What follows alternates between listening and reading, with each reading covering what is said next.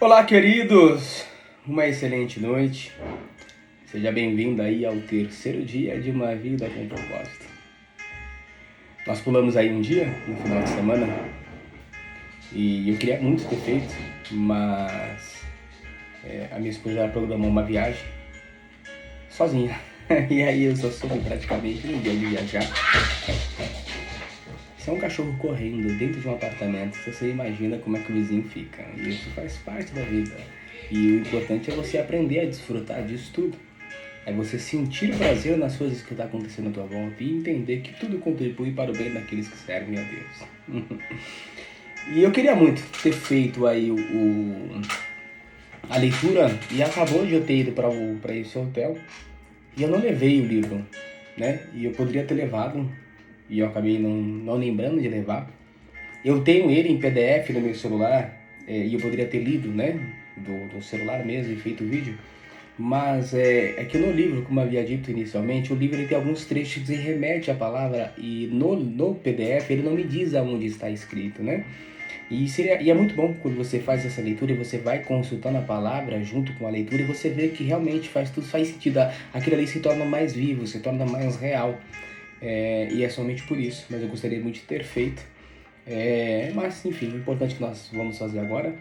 E eu espero que realmente isso esteja tocando o coração de vocês, que de certa forma isso esteja transformando a vida de vocês. Pode ser que nesse primeiro momento você assista a metade, 5 minutos, 10 minutos e você pare na metade do caminho, mas o importante é que você saiba que a qualquer momento você pode visitar essa leitura mais uma vez, visitar esse vídeo mais uma vez e ele vai estar ali te esperando, entende? A única coisa que vai acontecer quando você procrastina tomar decisões na tua vida é que você deixa de viver o extraordinário no momento que você tem que viver.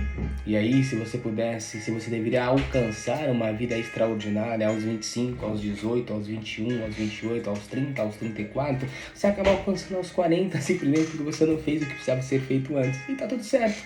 O único problema é que você demorou mais para desfrutar daquilo que já estava preparado para você. O vídeo vai ficar aí, você vai assistir a hora que você quiser e quando você quiser. Bacana? Então vamos lá. Esse terceiro dia ele fala, o título diz o seguinte: o que dirige a sua vida? Percebi que o que faz os homens correrem atrás do sucesso é a inveja. Uou! Isso é forte, hein? Percebi que o que faz os homens correrem atrás do sucesso é a inveja. O homem sem propósito é como um barco sem leme, um vira-lata, um nada, um ninguém. Isso quem disse foi Thomas Carlyle, e esse trecho onde fala sobre o homem correr atrás em função da inveja está escrito em Eclesiastes 4, versículo 4. E seria bom que não fosse assim, entende? Seria bom que o homem corresse atrás do sucesso não em função da inveja, mas em função de acreditar que ele existe para ele um futuro brilhante, existe para ele um futuro escrito pelo próprio Deus. Deus ele não simplesmente criou o homem e falou assim: olha, o Eliezer vai ir à terra, vai viver na terra para viver uma vida de prosperidade. Já o fulano ali do lado, ele vai viver uma vida de miséria, entende? Não se trata disso, porque a prosperidade, ela não está associada ao bem aquisitivo, entende? A poder de compra, a viver num lugar nobre, a viver num lugar rico, a visitar os melhores restaurantes. Isso não é prosperidade. A prosperidade, ela está dentro, a prosperidade, ela é espiritual, e quando você acessa a prosperidade espiritual, automaticamente todos os outros níveis, todas as outras ramificações da prosperidade, aí eu estou falando sim da prosperidade material, ela é atraída, ela vem em direção a você. E ela não necessariamente vem em direção a você porque você está buscando ela. Ela vem em direção a você porque você está buscando o espiritual. E como eu disse inicialmente, tudo contribui para o bem daqueles que servem a Deus. Então quando você busca se aproximar de Cristo, quando você busca entender o teu propósito, quando você busca viver o teu propósito, acredite, não tem como você viver o teu propósito sem você ter os subsídios necessários para que você execute o plano de Deus. Então se está passando, por exemplo, se o teu propósito passa por uma pregação, eu quero montar um canal no YouTube, eu quero atingir milhares de pessoas, eu quero montar uma igreja, eu quero montar uma instituição, uma ONG, uma creche, eu quero montar isso, então tudo depende de recurso financeiro. Entende? E claro, quando você se condiciona a viver o teu propósito, as coisas começam a acontecer à tua volta. Aí é quando a prosperidade material vem em função de você estar buscando o espiritual. E aí Deus começa a criar situações para o teu sucesso financeiro, criar situações para que você chegue aonde Ele quer que você chegue, aonde Ele já disse que você já chegou, porém você ainda está limitado em função de crenças limitantes, de crenças, de situações que impuseram você lá no teu passado. Eu costumo ouvir uma coisa que é muito interessante. Quando nossa mãe dizia assim, olha, não põe dinheiro na boca porque o dinheiro é sujo, olha, não fica pegando dinheiro que dinheiro é sujo. E isso gera uma crença aonde você afasta de você o dinheiro. É como se inconscientemente, eu estou lendo um outro livro em paralelo a esse livro, eu até deixei ele aberto aqui, em paralelo a esse livro que nós estamos lendo, eu estou lendo um outro, que é esse aqui, ó, O Poder do Subconsciente. E é muito curioso porque já no capítulo 7 do livro ele diz assim, mais de 90% da vida mental do homem é subconsciente. Se não usamos esse poder maravilhoso, condenamos-nos a viver dentro de limites muito estreitos. O que ele está dizendo é que esse subconsciente, ele retrata o subconsciente no sentido da ciência, mas trazendo para a questão espiritual, o subconsciente é o Espírito de Deus dentro de nós. E quando nós não usamos o Espírito de Deus dentro de nós para viver a nossa vida, nós nos limitamos a viver a pequenos momentos estreitos, dentro de limites muito estreitos. Qual que é esse limite estreito? É o limite da razão. Aonde você fala, olha, eu, Eliezer, sou capaz de chegar até tal lugar, porque eu conheço a força do meu braço, eu conheço a minha parte intelectual, eu conheço a minha capacidade disso, daquilo outro, e eu sei que eu sou capaz de, por exemplo, eu vou falar por mim, eu me vejo, por exemplo, dirigindo uma equipe de até 50 pessoas. Por quê? Porque eu já fiz, entende? E eu sei que eu sou capaz disso. Mas o Espírito Santo dentro de mim diz, você não é só capaz de coordenar uma equipe de 50 pessoas, como você é capaz de coordenar uma equipe de milhares de pessoas. Mas como eu, Eliezer, vou acreditar nisso? Cá entre nós, amigo, eu precisaria de muito ensinamento, de muito conhecimento, de muita instrução, de muita bagagem, de muita experiência para conseguir fazer isso. E aí a minha limitação, a minha razão diz, eu só posso ir até aqui. Por quê? Porque eu estou vivendo dentro do consciente e não do subconsciente. Eu estou vivendo da minha razão e não do meu espiritual. Aí quando eu vivo o espiritual, aí é diferente, amigo. Aí acaba tudo, entende? Aí não existe limite para suas realizações. Porque aquele que mandou você nessa terra, que existe um plano na tua vida, ele está indo na tua frente. Entende? Essa é a grande diferença, é a grande sacada. Então se você puder, por exemplo, ler esse livro e acompanhar esse outro, eu acho que é muito forte. Entende? Porque um fala sobre o teu propósito e o outro conscientiza, te incentiva a dizer, cara, vai, é o subconsciente, pensa no subconsciente, tá tudo dentro de você, é o Espírito Santo, creia que o Espírito Santo está na tua frente, ele quer fazer com que você viva uma vida transformadora, com que você transforme a vida de outras pessoas, é isso que ele quer, é para isso que você está aqui. E quanto mais cedo você acreditar, quanto mais cedo você se perceber, quanto mais cedo você se der conta disso, amigo, aí esquece. O céu é o limite.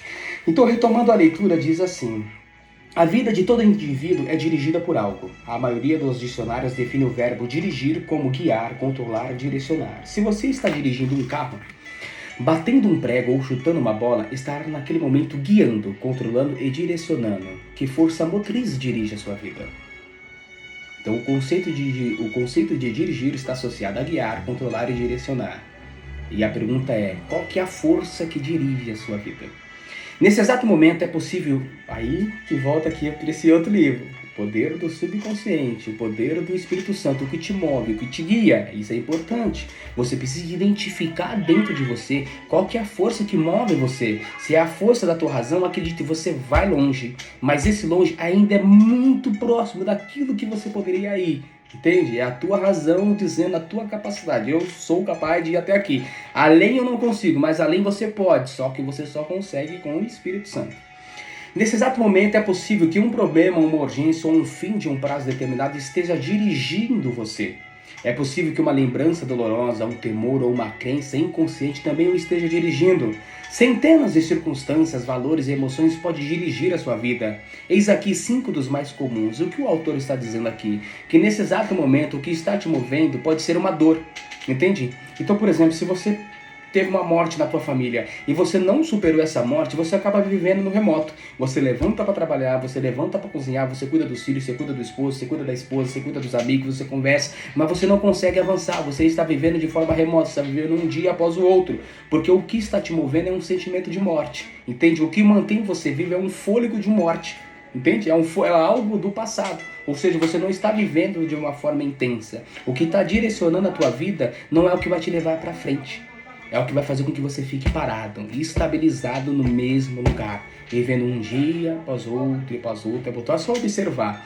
Faz uma reflexão de um ano atrás, em 2021, como era a tua vida? Em 2022, como ela foi? O quanto ela avançou? Quantos de nós estamos dizendo aqui, Feliz Ano Novo, Feliz Natal, 2022 isso, 2022 aquilo, amigo, 2022 ele ainda não acabou. Existe muita coisa para acontecer em 2022.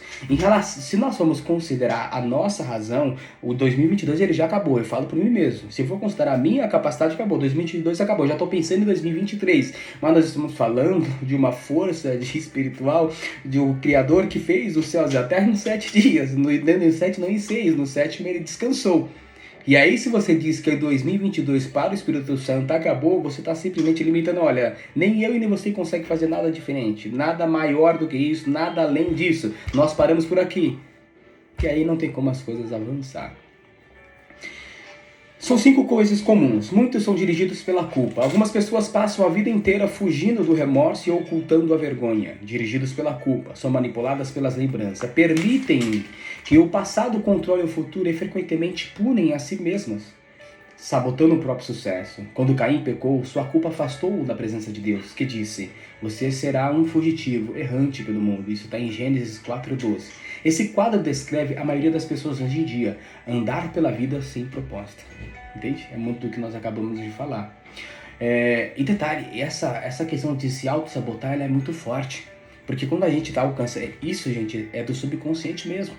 Ele trata dessa forma, o subconsciente da razão, do carnal mesmo nosso, ele lida dessa forma. Quando você está alcançando sucesso, quando você está alcançando resultado, você não se vê digno, você não se vê merecedor, você não se vê capaz. Aí você se auto-sabota, fazendo com que você retorne a um processo de inércia, porque você simplesmente não consegue avançar, porque você não quer avançar, porque você não se vê porque você não se vê merecedor. Entende? Aí você não avança, você continua estabilizado e parado no mesmo lugar, você se auto-sabota e fica vivendo aquele círculo vicioso e vai e não vai, vai e não vai, e no fim não vai para canto nenhum. Então uma dica que eu dou, e acredite, se você colocar ela em prática, ela vai dar resultado. Chega de recomeço, para de tentar ficar recomeçando. Para, acabou o recomeço na tua vida, acabou, entende? Não recomeça. Continua da onde você parou. E pronto. Toda vez que você fala, vou recomeçar, você volta a estaca zero. O teu subconsciente volta a estaca zero. Só que o teu subconsciente, ele sabe até onde você vai. Porque ele já conhece esse caminho. Ele não conhece o caminho que foi trilhado pelo Espírito Santo para você. Porque você não tem a conexão com o Espírito Santo. Agora, quando o teu subconsciente entende que o caminho do Espírito Santo é algo muito maior do que você pode imaginar, e que se você se permitir se guiar por ele, você vai conseguir avançar de uma forma extraordinária, aí ele vai, entende? Então não faça um recomeço, continua da onde você parou, entende? Parou aqui, amigo, simplesmente levanta, bate a poeira e segue, não volta, entende? Começou a ler um livro, por exemplo, eu falo isso por experiência própria. Eu dei um livro, meu filho quis comprar um livro, e aí eu me arrependi. Olha a burrada que eu fiz, né? Ele comprou um livro do Tiago Nigro que falava, não lembro o título do livro, mas enfim, ele comprou, e aí eu condicionei, falei: é o seguinte, você quer comprar, você compra, e eu tô aqui para te ajudar, eu compro o livro, e quando você terminar de ler esse livro, eu vou dar R$1.000 para você começar a investir, tá beleza? Tá feito o acordo? Maravilha. E aí ele começou a ler. Só que ele lia um dia sim, um dia não, às vezes lia muito, às vezes lia pouco, às vezes um dia ele não lia, 2 dias ele não lia, às vezes ele lia 2 dias seguidos. E aí eu, preocupado, falei assim pra ele: cara, você tá lendo? Ele falou: tô lendo, pai. Eu falei: só que, amigo, é o seguinte, eu não acho que vai ser produtivo dar R$1.000 pra você. Porque tudo que você lembra, tudo que você lê, você já acabou já esquecendo, entende? Só que assim, vamos fazer de novo, vamos fazer certo esse negócio. Eu só vou liberar o dinheiro pra você se você começar a leitura do zero. Entende? Começa tudo de novo e agora você pega firme. O que aconteceu? Ele falou: desculpa, não vou começar tudo de novo. Eu vou parar por aqui. Entende? E aí ele parou. Né? E agora eu tô insistindo com que ele simplesmente continue da onde ele estava. Eu cometi um erro. Eu estou aqui para ensinar. Existem 3 tipos de erro: o erro que custa caro, o erro que custa muito caro e o erro que custa barato. O erro que custa muito caro é aquele erro que você erra uma vez, você erra de novo. Então você erra uma vez, aprendeu a lição, mas se não bastasse, você vai lá e erra de novo, amigo. Você já tinha errado, pagou pelo erro, e agora você vai lá e incide no mesmo erro. Cá entre nós, você vai pagar caro.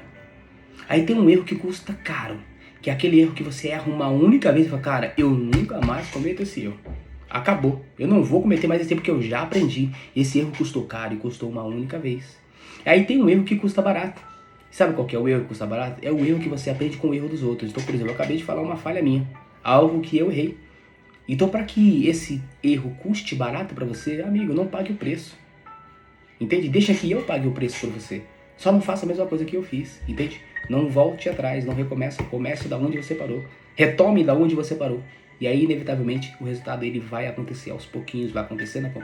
E cada dia que você passa, tem uma parte de Enoque que é a coisa mais linda. Enoque foi aquele que foi trasladado por Deus, foi arrebatado e foi viver com Deus de corpo e alma, subiu diretamente para o céu. Mas a palavra de Deus, ela testifica que Enoque, ele visitava, ele era visitado por Deus, Deus vinha até a terra e caminhava com Enoque. Então é fácil compreender, é fácil a gente colocar um pouco, entre aspas, né, um pouco de ficção no sentido de dizer que Deus ele não veio, visitou Enoque e falou, Enoque, vamos embora, vamos lá amigo, já chegou a tua hora, vamos pro céu e acabou e arrebatou ali, não.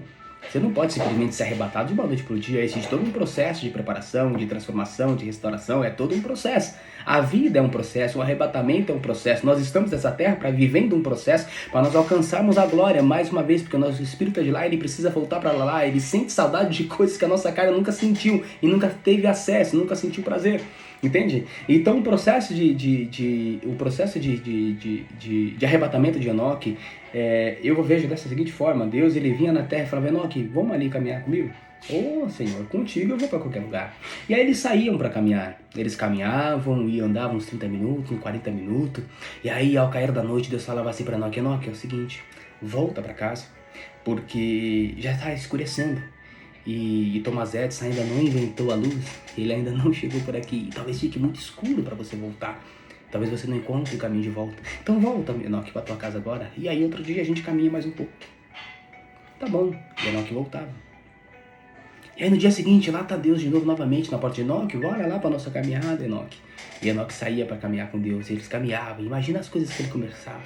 Mal sabia Enoque que ele estava sendo preparado para um arrebatamento. E eu fico imaginando as perguntas que ele fazia para Deus, ou as respostas que Deus dava para ele, ou as perguntas que Deus provocava em Enoque, fazendo com que Enoque fizesse as perguntas certas para ele ter a resposta certa, para que ele se transformasse na medida certa. E assim aconteceu por muito tempo. E ia chegando no finalzinho da tarde, Deus falava assim para Enoque, nossa conversa parou por aqui, agora eu preciso que você volte, senão fica muito tarde.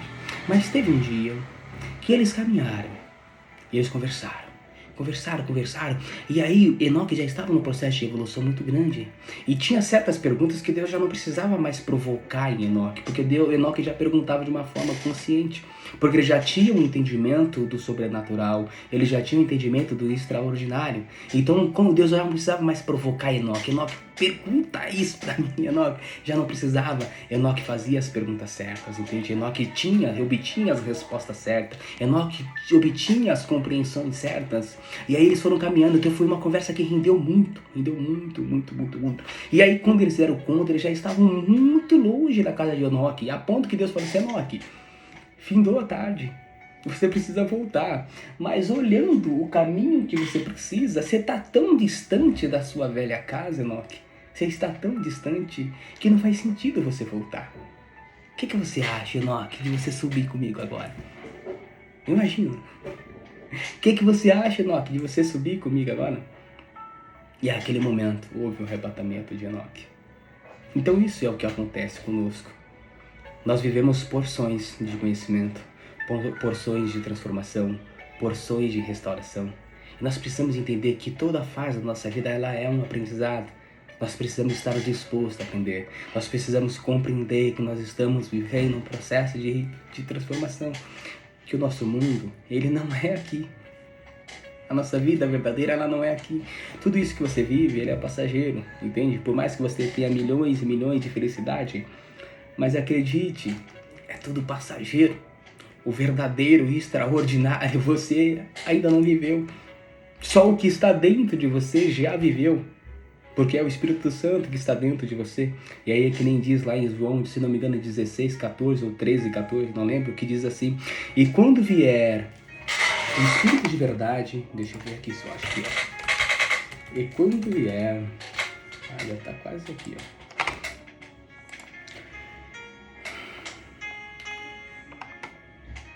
No entanto, quando o Espírito da verdade vier, ele vos guiará em toda a verdade, porque não falará por si mesmo, mas dirá tudo o que tiver ouvido e vos revelará tudo o que está por vir. Então, quando o Espírito de verdade, o Espírito Santo manifestar dentro de você, ele vai guiar você em toda a verdade. Mas ele não é uma verdade que ele vai dizer por si mesmo, entende? É uma verdade que ele já ouviu, mas dirá tudo o que tiver ouvido, ou seja, ele ouviu. O Espírito que está dentro de você ouviu uma verdade. Ele ouviu de quem? Só pode ser daquele que o criou. Entende? E aí ele vai revelar para você tudo o que está por vir. O que isso quer dizer? Que quando você der ouvido ao Espírito da verdade, quando você der ouvido ao seu subconsciente, à tua verdadeira natureza, a tua natureza divina, a tua vida ela vai começar a ser direcionada de uma forma muito simples. Você vai conhecer a verdade que está por vir muito antes de ela chegar até você. Então, o sentimento de comprar, você vai saber se você deve comprar ou se você deve vender, se você deve vender, se você deve comprar. Quando você pode negociar, quando você não pode negociar, quando você pode iniciar um negócio, quando você pode investir, quando você não pode investir. Tudo começa a acontecer de uma forma mais clara, de uma forma mais natural. E já não é mais em função da sua razão, não é mais em função da sua compreensão terrena, embora ela te ajude, mas é muito mais além. É em função do que é espiritual. É do Espírito Santo dentro de Deus, dentro de você, dizendo qual que é o caminho que você tem que seguir. Entende? Dá-se aí a necessidade de você se preocupar sobre viver uma vida de propósito, sobre saber o poder do subconsciente no que diz respeito ao teu espírito, e assim você consegue ter uma vida de felicidade. A tua vida se torna mais fácil, a tua vida se torna mais leve. Esse vídeo, ele já passou dos 25 minutos. E eu acho que vai passar até demais. Talvez. Vai passar. Mas enfim, vamos ver até onde dá para ler. Vou tentar não me distrair, não me fugir da leitura. Somos produto do nosso passado, mas não precisamos ser prisioneiros dele. O propósito de Deus não é restringido por nosso passado.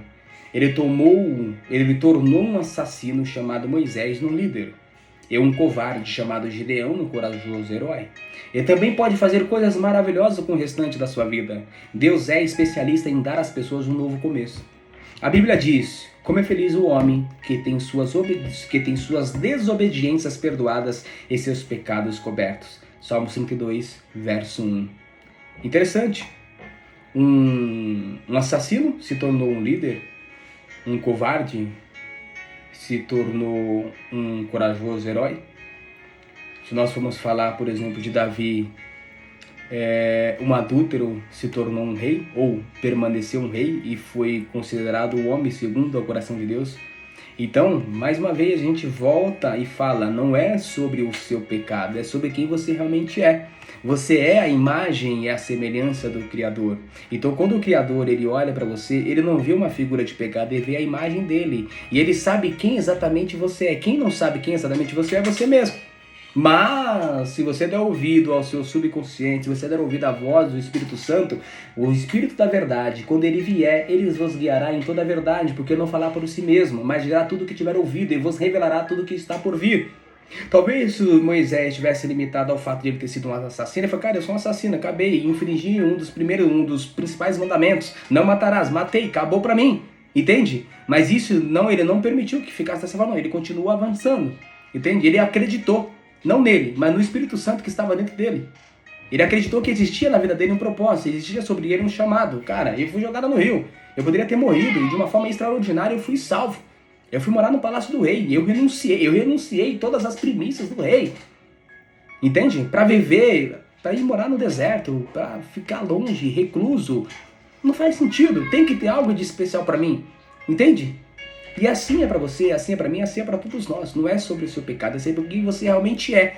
E você está destinado a viver uma vida de grandeza, uma vida de transformação. Porém, definitivamente, você primeiro precisa acreditar. Enquanto você não se der conta de que você é especial, de que você é feito à imagem e à semelhança do Criador, de que você não está na sua vida aqui por acaso, nós vamos ler lá mais uma vez o subtítulo os títulos dos primeiros livros, dos primeiros capítulos que nós lemos, está muito claro. Olha, tudo começa com Deus, você não é um acidente. Aí pergunta o que, aí o terceiro que nós estamos vendo agora, o que dirige a sua vida? Aí o próximo, criado para ser eterno, e assim vai. Ou seja, existe um passo a passo de grandeza, existe um passo a passo de transformação. Você só precisa seguir e acreditar. Aí o segundo, muitos são dirigidos, são 5, né? Cadê? 5 motivos comuns que nos param, né? Nós falamos do primeiro, que muitos são dirigidos pela culpa, que não foi o caso de Moisés, ele não foi dirigido pela culpa, né? Mas nós, na sua maioria, os seres humanos, nós somos dirigidos por culpas e não podemos. Mas também não podemos perder a consciência do erro. Isso é de extrema importância, entende? Porque nada adianta você falar para mim, Deus me perdoou, amigo. Você pode dizer o que você quiser. No final das contas, você sente, a tua alma sente se existe um perdão sobre você ou não. Por isso que Davi, toda vez que ele pecava, aí eu pergunto, cara, como que um cara que fez tudo que Davi fez consegue viver, consegue ser considerado o homem segundo o coração de Deus? Aí eu pergunto, cara, o que fez com que Davi se tornasse um homem segundo o coração de Deus? Foi o fato de ele adulterar? Óbvio que não. Não faz sentido. Foi o fato de ele ter provocado a morte do centurião, do soldado, do capitão dele para poder ficar com a mulher do cara? Não, não faz sentido. Foi o fato de ele achar que ele era dono do povo de Deus, que o povo que Deus deu para ele cuidar, ele a ponto de ele enumerar, deixa eu ver quantos tem aqui sob meu comando. Foi em função, claro, cara, não foi em função disso. Então foi em função do quê? Foi a forma como ele se curvava, foi a forma como ele se arrependia, era a forma como ele orava, entende? Era a forma como ele clamava, era isso que fazia toda a diferença, entende? Então não é fazer vista grossa ao pecado, é colocar o joelho no chão com puro e sincero coração e tocar na hora do vestido dele, assim como aconteceu com aquela mulher que tinha um fluxo de sangue. Provavelmente ela nem se via em condições ou capacidade alguma de conseguir alguma coisa, de chegar a algum lugar. A única coisa que ela faria, olha, a única coisa que eu preciso é tocar nas vestes dele. Eu não sou capaz de me assentar à mesa, eu não sou capaz de comer as migalhas que caem do chão, que eu não me considero nem um cachorro. Ao menos se eu fosse um cachorro eu comeria, mas eu não sou capaz, eu não tenho capacidade alguma, eu não tenho condições, eu não tenho merecimento. A única coisa que eu preciso é tocar na hora do vestido dele, entende? E ela não conseguiu compreender que toda a trajetória da vida dela condicionou ela exatamente àquele momento.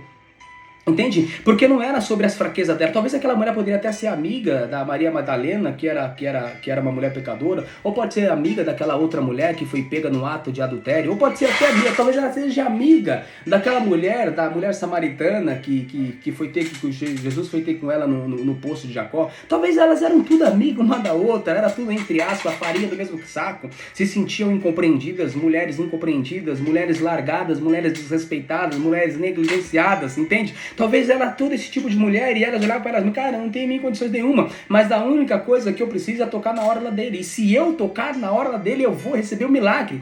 E ela não compreendeu, ou talvez no último segundo ela tenha compreendido que toda a trajetória da vida dela condicionou ela para aquele momento, porque o Espírito Santo não queria simplesmente ver uma vida de pecado, queria ver o que ela faria para chegar aonde ela chegou.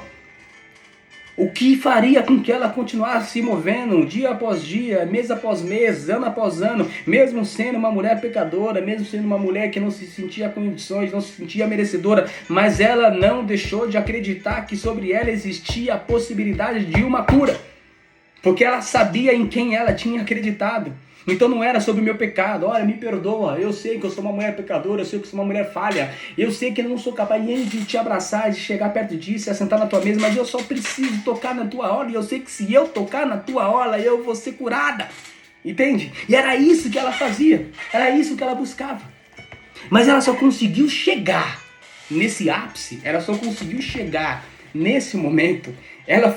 Talvez essa fosse o propósito dela, ser testificada num livro da vida como uma mulher que tinha um fluxo de sangue e mesmo se sentindo incapaz, mesmo se sentindo não merecedora, ela só tocou. E no momento que ela tocou, mas opa, para tudo, alguém me tocou e saiu de mim vida.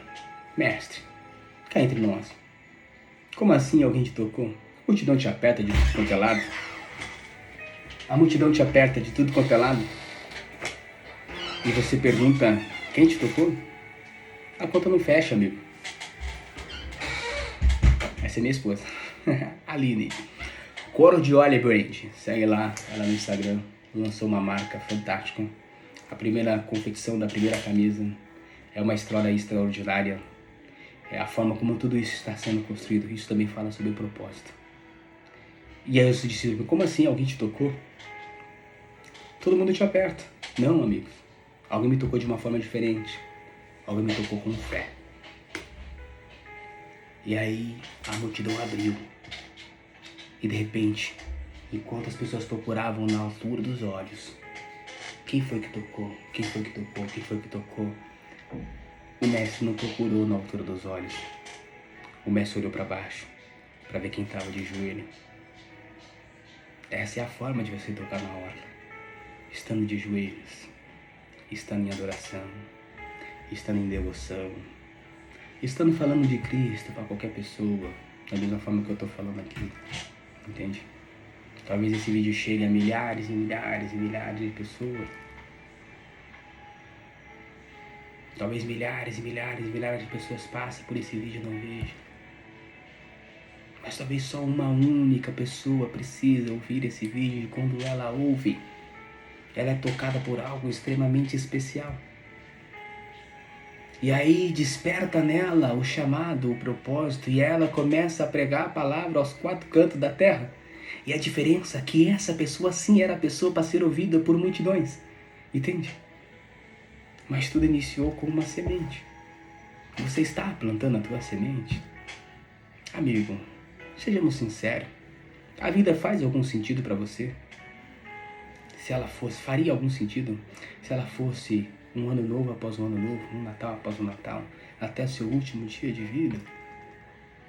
A vida faria algum sentido para você? Ou a vida faz algum sentido para você? Se você ficar na expectativa de viver as próximas férias daqui a 30 dias.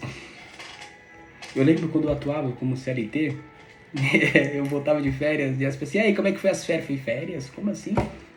A pergunta é, quando é que vai ser a próxima? Entende? Você viver em função das próximas férias, do próximo descanso, do próximo ano novo, do próximo Natal, do próximo aniversário, para viver o extraordinário. Entende? Para viver algo de especial. E você achar que o viver algo de especial está associado a ter riquezas terrenas, quando na realidade o que é viver especial está justamente sobre o Espírito Santo se ativado dentro de você. E quando ele for ativado dentro de você, querido, aí sim você vai começar a viver verdadeiramente, entende? Então não se limite. Não fuja da palavra, não tenha medo, entende? As igrejas estão acostumadas a fazer com que o povo seja devoto em função do medo. O servir a Deus, ele não pode ser pelo medo. Eu vou na igreja porque eu tenho medo do diabo. Não, amigo, você vai na igreja porque você quer adorar.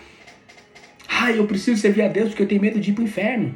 Eu preciso servir a Deus porque eu tenho medo de ser pobre. Eu tenho medo de passar necessidade, eu tenho medo daquilo, eu tenho medo daquilo, eu tenho medo daquilo. O servir a Deus, ele não pode ser por medo. Entende? Ele tem que ser por prazer. Entende? Ele tem que ser um estilo de vida. Entende? Ele tem que ser algo apaixonante, algo maravilhoso. Entende? Esse tem que ser o servir, é isso que é servir. Entende? Você não tem que servir por medo. E você não tem que simplesmente, eu não vou ouvir essa palavra, essa mensagem, porque vai que no meio dessa mensagem eu ouço uma sentença de morte. E aí eu tenho consciência de que eu estou vivendo uma vida de pecado. E aí eu vou...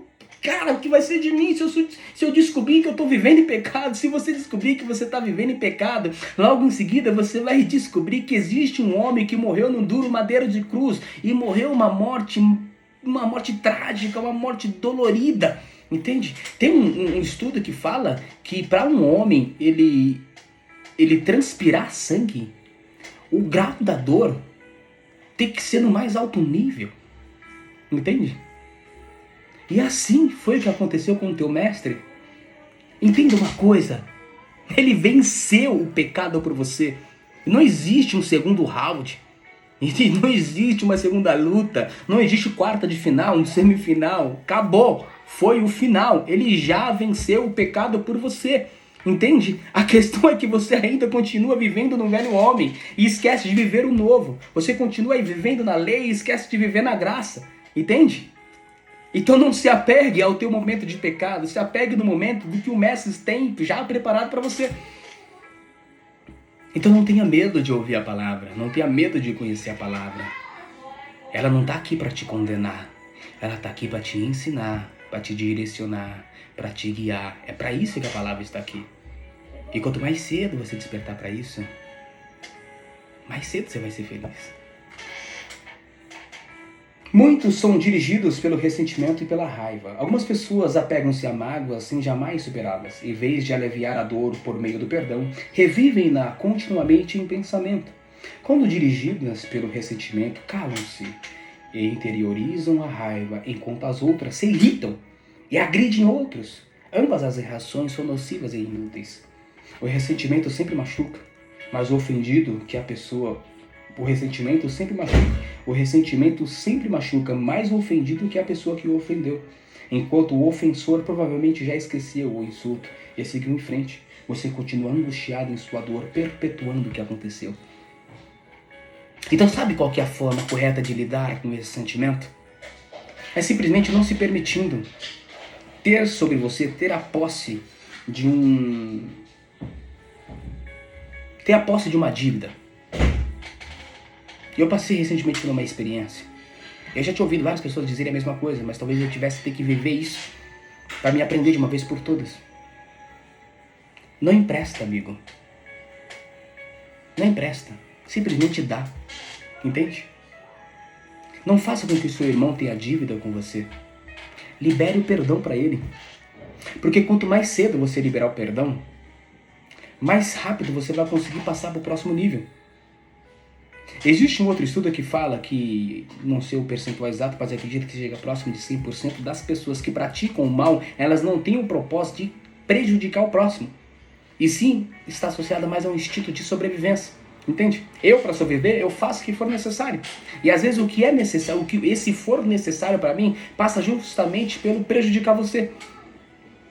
Mas a minha necessidade de viver é muito maior do que a preocupação se eu estou te prejudicando ou não. Então, no final das contas, não é sobre prejudicar você propositalmente, é sobre simplesmente sobreviver. Entende? Por isso que fala que aquele que ofende, logo ele esquece, mas o ofendido fica perpetuando dentro dele aquele sentimento de raiva, de ódio, e isso não acaba nunca. Então, qual que é a alternativa, qual que é a resposta para isso tudo? Simplesmente libera perdão, amigo. Libera perdão. Libera a pessoa para viver, entende? E detalhe, quando você libera, você não está liberando ela, você está liberando você para viver. Entende? Olha, existem milhões e milhões de pessoas que detêm sobre si a formosura da beleza humana, seja homem, seja mulher, detêm sobre si a riqueza, o poder, o dinheiro, e muitas das vezes colocam uma corda no pescoço e se mata por conta de um amor mal compreendido, por conta de uma paixão mal vivida, por conta de um negócio desfeito, por conta de um prejuízo. E tinha tudo para viver, tinha riqueza, tinha beleza, tinha saúde, tinha disposição, tinha vitalidade. Enquanto isso, tem outras pessoas que estão nesse exato momento no hospital, numa UTI, no leito de morte, tomada pelo câncer, tomada pelo HIV, tomada por todo tipo de enfermidades, clamando por mais um dia de vida, mesmo sabendo que esse mais um dia de vida seria para sofrer mais um dia. Entende? O que cada pessoa se apega, alguns estão vivendo uma vida estarrecedora, mas clamam por mais um dia de vida, mesmo sabendo que esse mais um dia de vida vai ser para sofrer. E outros têm tudo para ser feliz, mas simplesmente não querem ser felizes, colocam uma corda no pescoço e se mata. É assim que acontece com você, que simplesmente não libera o perdão. Você perpetua uma vida de ressentimento, de amargura, de angústia, colocando uma corda sobre o seu próprio pescoço. E não tendo a compreensão de que você é uma mulher rica, de que você é um homem rico, uma pessoa próspera, uma pessoa maravilhosa, entende? Uma pessoa que foi feita à imagem e à semelhança de Deus, e a partir do momento que eu te chamo de feio, eu estou dizendo, olha, seguinte, amigo, falando para Deus, olha, cá entre nós, quando você me criou, realmente se acertou na Mega Sena. Você fez um trabalho perfeito, entende? Até esse buraco no meio dos dentes aqui, ficou top em mim. Mas já aquele outro ali, eu acho que você errou com ele. Porque aquele coitadinho é muito feio. Entende? Então, qualquer comportamento nosso que negligencia a perfeição, a formosura, ou a forma como o nosso amigo, como o nosso próximo, ele foi criado, coloca em xeque se Deus acertou ou se Deus errou. Entende? Então qual que é a ideia desse pequeno trecho? Só libera perdão, amigo. E viva a tua formosura. Viva a tua saúde. Viva a tua riqueza. O que tem preparado para você é extraordinário. Acredite. Não é só para mim, não é só para fulano, é para todos. É para todos. É para todos. Entende? Ele não morreu exclusivamente para uma pessoa ser feliz. Ele morreu para uma nação inteira. Para toda a humanidade ter acesso a ele. O véu do templo se rasgou de alto em baixo, permitindo que todos adentrassem dentro do santuário. E por que você não quer entrar, meu querido? Porque você teima em não entrar. Porque você teima em não aceitar que você é merecedor. Retomando, o ressentimento sempre machuca, mas ofensa, essa parte nós já lemos. Enquanto o ofensor provavelmente já esqueceu o insulto e seguiu em frente, você continua angustiado em sua dor, perpetuando o que aconteceu. Ouça, aqueles que o magoaram no passado não poderão continuar a feri-lo, a menos que você se agarre à dor por meio de ressentimento. O que passou, passou. Nada pode mudar o passado. Você apenas se machuca com a amargura. Para seu próprio bem, aprenda com o passado e mande-o para bem longe. A Bíblia diz, ficar desgostoso e amargurado é loucura, é falta de juízo que leva à morte. Isso está em Jó, capítulo 5, verso 2. Para o seu próprio bem, aprenda com o passado e mande-o para bem longe. A Bíblia diz, ficar desgostoso e amargurado é loucura, é falta de juízo que leva à morte. Libere perdão, amigo. Aí tem um terceiro, muitos são dirigidos pelo medo. Seus temores provavelmente resultam de experiências traumáticas e de expectativas fantasiosas. Do crescimento num lar extremamente severo ou mesmo de predisposição genética. Meu pai era assim, eu tenho que nascer. É a síndrome da Gabriela. Entende? Eu nasci assim, eu vou morrer assim, tem que ser assim. Não tem que ser assim. Entende? Você não tem que viver esse círculo de Maria, esse círculo vicioso. Não é porque o teu pai e tua mãe foi infeliz que você também tem que ser infeliz. Entende? Não é porque teu pai e tua mãe não falou línguas que você não tem que falar. Não é porque teu pai e tua mãe não foi arrebatado que você também não tem que ser. Não é porque teu pai e tua mãe teve uma vida financeira pequena que você também tem que ter. Não é sobre isso. Entende? Não é síndrome de Gabriela, não é viver com medo, não é você perpetuar a desgraça. Esse círculo de desgraça. Entenda que todo o povo ele foi condicionado a acessar a terra prometida, mas eles, por livre e espontânea vontade, permitiram ficar rodando no deserto até que o último morreu. E aí quem entrou na terra prometida foi Josué e Caleb, mas a promessa foi feita para todos. Mas o povo se recusava a viver a terra prometida. O povo se recusava a viver aquela benção. Entende? Se perpetuou rodando ali no deserto. E isso é o que acontece aqui. Entende? Independente do que tenha causado tal situação, voltando um pouquinho mais... Seus temores provavelmente resultam de experiências traumáticas e de expectativas fantasiosas, do crescimento no lar extremamente severo ou até mesmo de predisposição genética. Independentemente do que tenha causado tal situação, pessoas dirigidas pelo medo com frequência perdem grandes oportunidades por terem medo de correr riscos. Em vez disso, comportam-se de maneira cautelosa, evitando arriscar-se e tentando manter o status quo.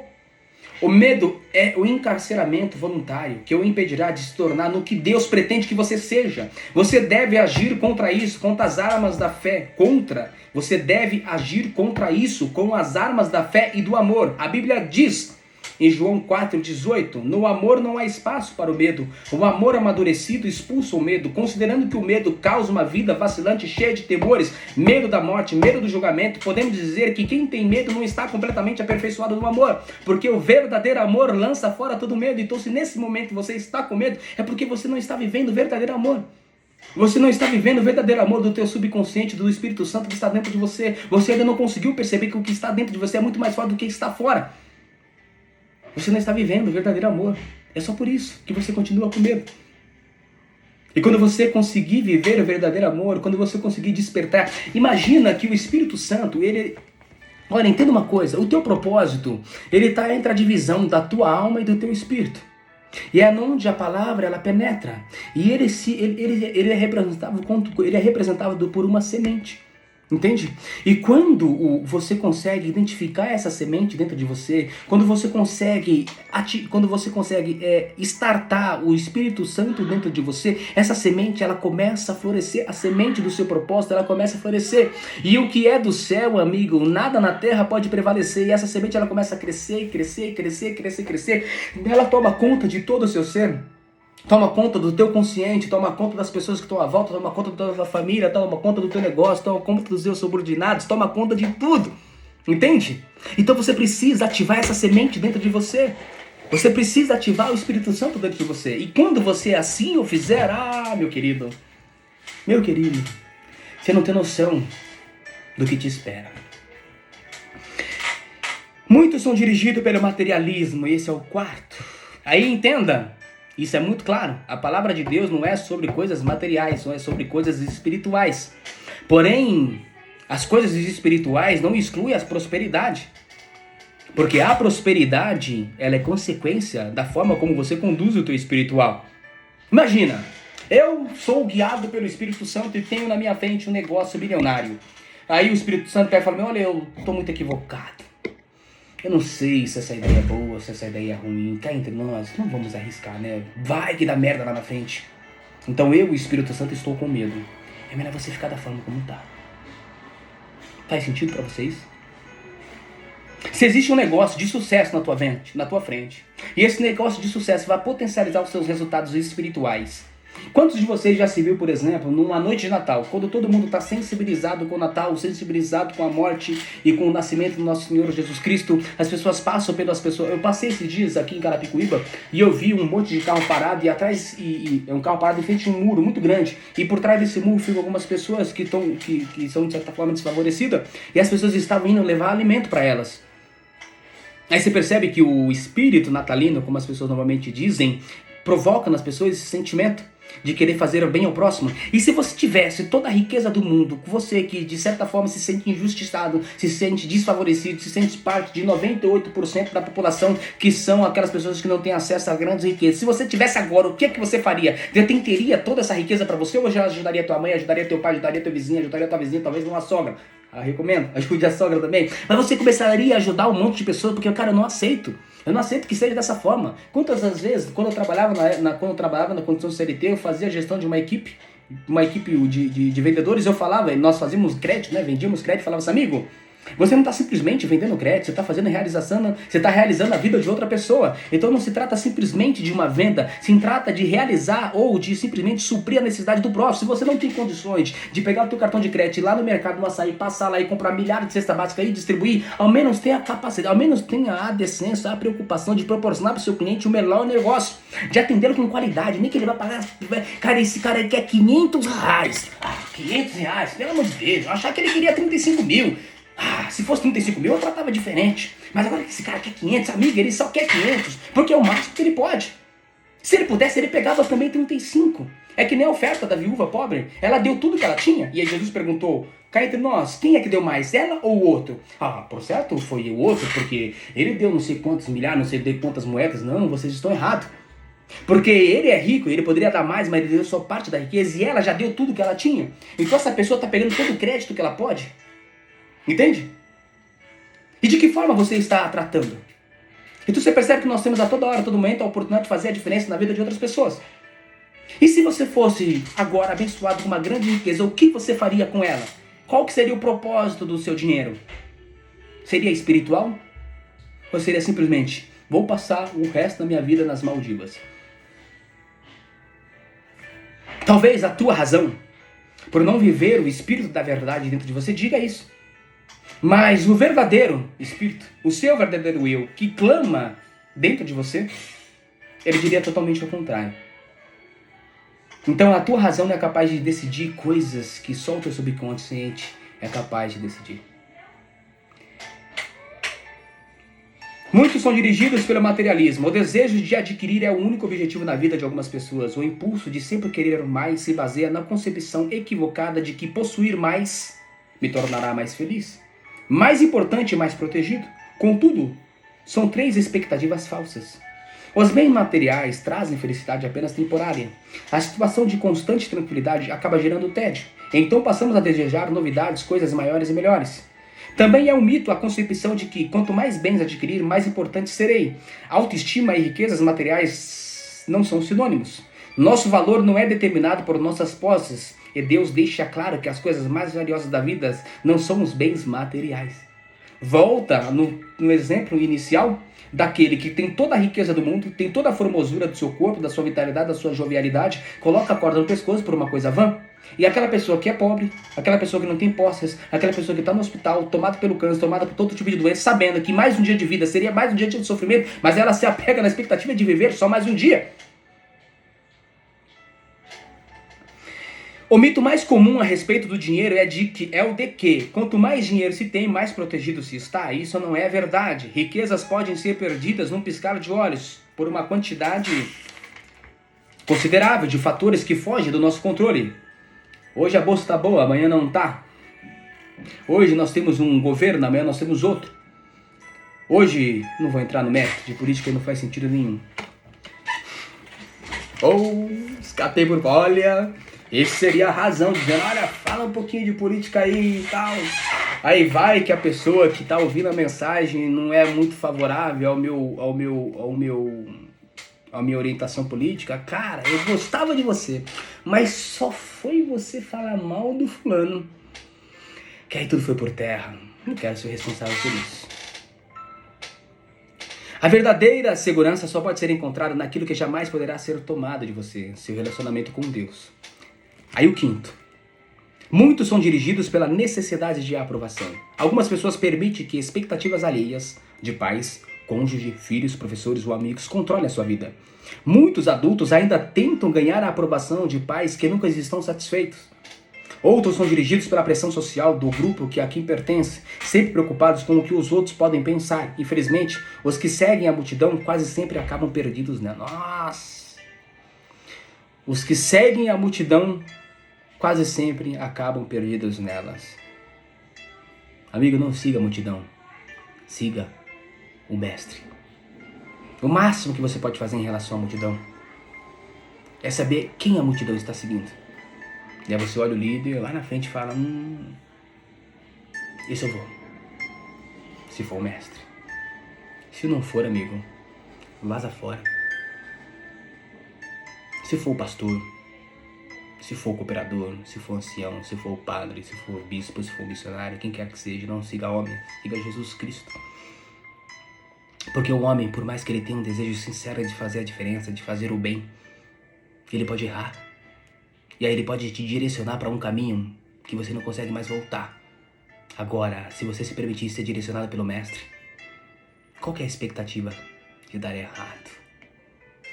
Nenhuma. Está escrito em Mateus 6,24 assim: não conheço todas as chaves do sucesso, mas uma chave para o fracasso é tentar satisfazer a todos. Ser controlado pela opinião dos outros é uma forma segura de jamais atingir os propósitos de Deus para a sua vida. Jesus disse, isso não está escrito em Mateus. Esse trecho que eu vou ler agora está escrito em Mateus. Ninguém pode servir a dois senhores. É só uma introdução para chegar no texto da palavra.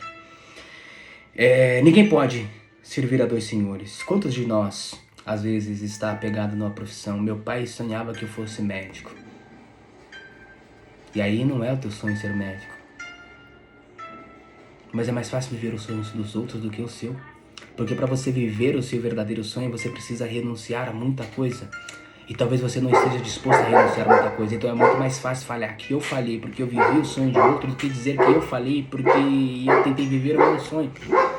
Quando na realidade, se você fizer um pequeno esforço e tentar viver o seu sonho, acredite, você vai vivê-lo. Porque tudo conspiram para o bem daqueles que servem e buscam a Deus. Enquanto você estiver tentando ir por um caminho contrário daquilo que já está determinado, daquilo que é o teu propósito, você vai dar murro em ponto de faca. Você pode atingir grandes resultados terrenos, grandes riquezas, grandes posses, mas se você não tiver a tua fé, a tua energia, o teu sentimento, a tua espiritualidade, de certa forma, focada no Salvador, no nosso Senhor Jesus Cristo, o máximo que vai acontecer é você colocar uma corda no teu pescoço, porque nenhum dinheiro vai satisfazer a tua alma, a tua felicidade. Nenhum dinheiro vai te trazer a felicidade que você tanto almeja, tanto deseja. É muito fácil acreditar que a felicidade está em ter dinheiro, estar em ter posses. Porque você não tem. Mas no final das contas, olha, imagina essa situação. Você está dentro do seu lar. Talvez você não esteja vivendo isso, mas o teu pai e a tua mãe estejam vivendo isso. Então fecha teus olhos e tenta imaginar a seguinte situação. Imagina teu pai ou você, se essa for a tua realidade. Você está dentro de uma casa humilde, em um beco, onde você viu os fios passando, aonde você vê ali a água correndo, o esgoto correndo ao céu aberto. Você entra dentro de um barraco ou você entra dentro de uma outra casa em qualquer outro lugar de uma forma bem simples. Aí você vê o seu eu. Você vê o teu pai, você vê o teu avô, você vê o teu familiar, o teu antepassado. Você vê ele sentado ali naquele sofá. Na televisão passa o jogo de futebol favorito. E aí, como é um cômodo só, um pouco mais afastado, tá tua esposa, tá tua mãe, tá tua avó, encostada ali na pia, encostada ali no fogão, fazendo alguma comida. Você vê no canto o teu filho, o teu irmão, o teu tio, brincando. E mesmo no meio de toda essa miséria, você percebe que existe um sentimento de felicidade. Algo que dinheiro não compra. E o pai, você, teu avô, quem quer que seja, está sentado no sofá e daqui a pouco ele para no intervalo do jogo e olha a mulher sentada, uma mulher ali na cozinha lavando ou cozinhando. E ele levanta de uma forma bem tranquila, sem camisa, de bermudão. Chega por trás dela, dá um abraço, dá um beijo. E parece que tudo o que eles mais precisam, eles têm. E toda aquela miséria em volta não significa nada, nada, nada, nada. O filho que estava brincando, ou o tio, ou o primo, ou o avô, olha seu pai e a mãe abraçados. E o subconsciente dele sorri e ali acabou de surgir uma memória. Ele lembra, e ele vai lembrar lá no futuro, de ver o pai e a mãe abraçados, mesmo no meio de tanta dificuldade. Isso o dinheiro não compra. Agora veja uma outra situação, totalmente diferente. Apaga tudo. Os mesmos personagens, porém eles estão num dos condomínios mais luxuosos de São Paulo. Na porta da garagem, você vê Ferrari, um Lamborghini, alguns carros antigos, uma moto potente. A porta ela é tão alta que se você tentar olhar para cima mais uma vez é capaz de você ficar com torcicolo. Mas ela abre com tanta leveza. Parece que tem alguém lá do outro lado da porta puxando ela para você. E você entra num recinto extremamente luxuoso. Você respira riqueza. Mas aí você olha sentado no sofá, existe uma mulher que está mexendo no celular. E você chega, dá um bom dia, uma boa tarde, boa noite. Seja um homem, seja uma mulher que esteja no sofá. Pode ser o contrário. E a pessoa se limita a dizer, oi, tudo bem? E mal olha nos seus olhos. Existe até a tentativa de um beijo, mas é só um. Não tem nada ali. Cadê fulano? Cadê Beltrano? Tá no quarto. Saiu, tá com os amigos, tá ali, tá com lá. Aí você passa pelo corredor e vê que a porta do quarto do teu filho, da tua filha está fechada. Você até pensa em abrir, dar um toque, cumprimentar, mas cá entre nós, que diferença vai fazer? Não existe uma recepção calorosa ali dentro. Você entra pelo teu quarto, você toma um banho, o banheiro é lindo, a ducha é maravilhosa, mas enquanto a água cai sobre o seu corpo, os pensamentos que passam pela tua mente não é de felicidade. A sensação que você tem é que está faltando alguma coisa, e embora tenha tudo, parece que eu não tenho nada.